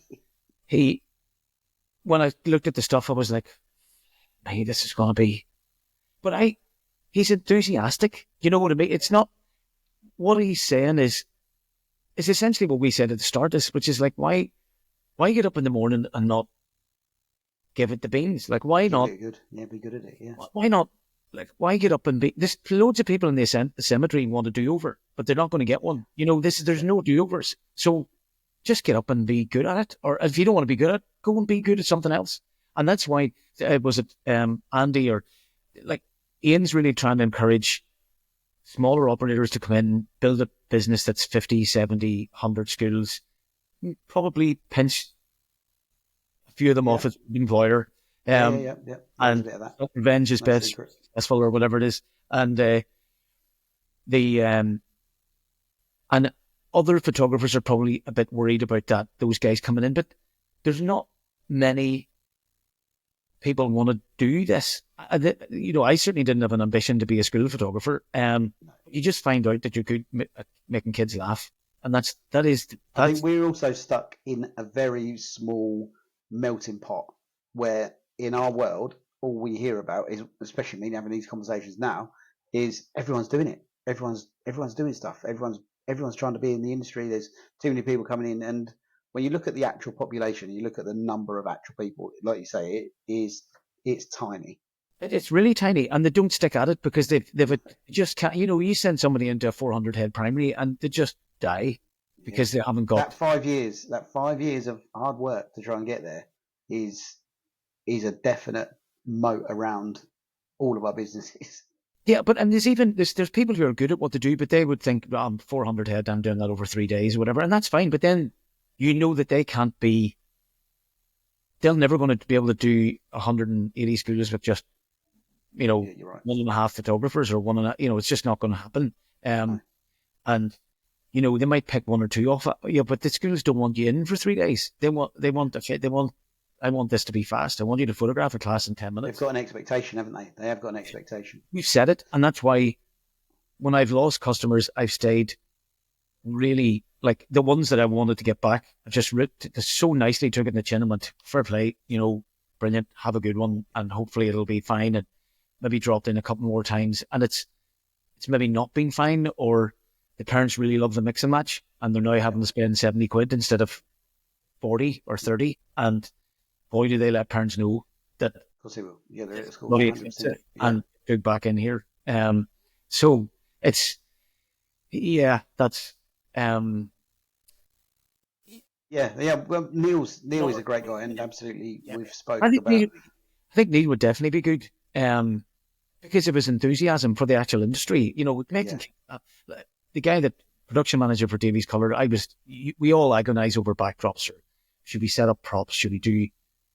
There's a guy in Scotland, John, in Aberdeen. What's his last name? You'll see him on the Mo Photo site. His work's really, really nice. I'll get his last name.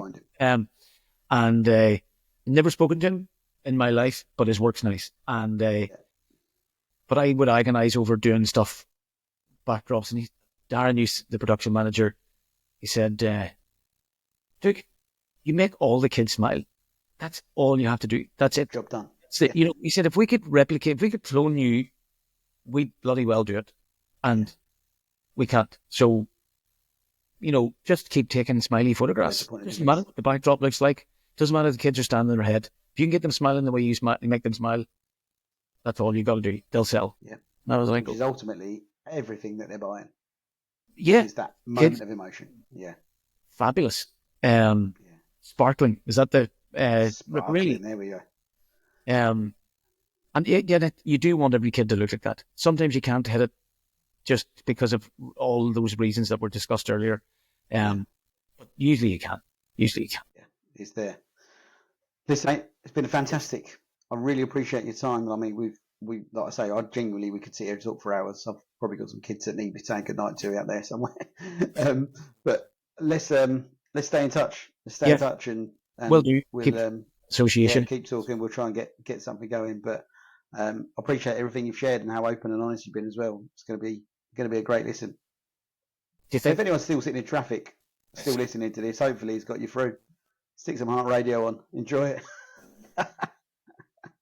Listen, mate, it's been a pleasure. Thank you so much. I'm going to end it there. Thank you. Take care, Doogie. See ya. Bye.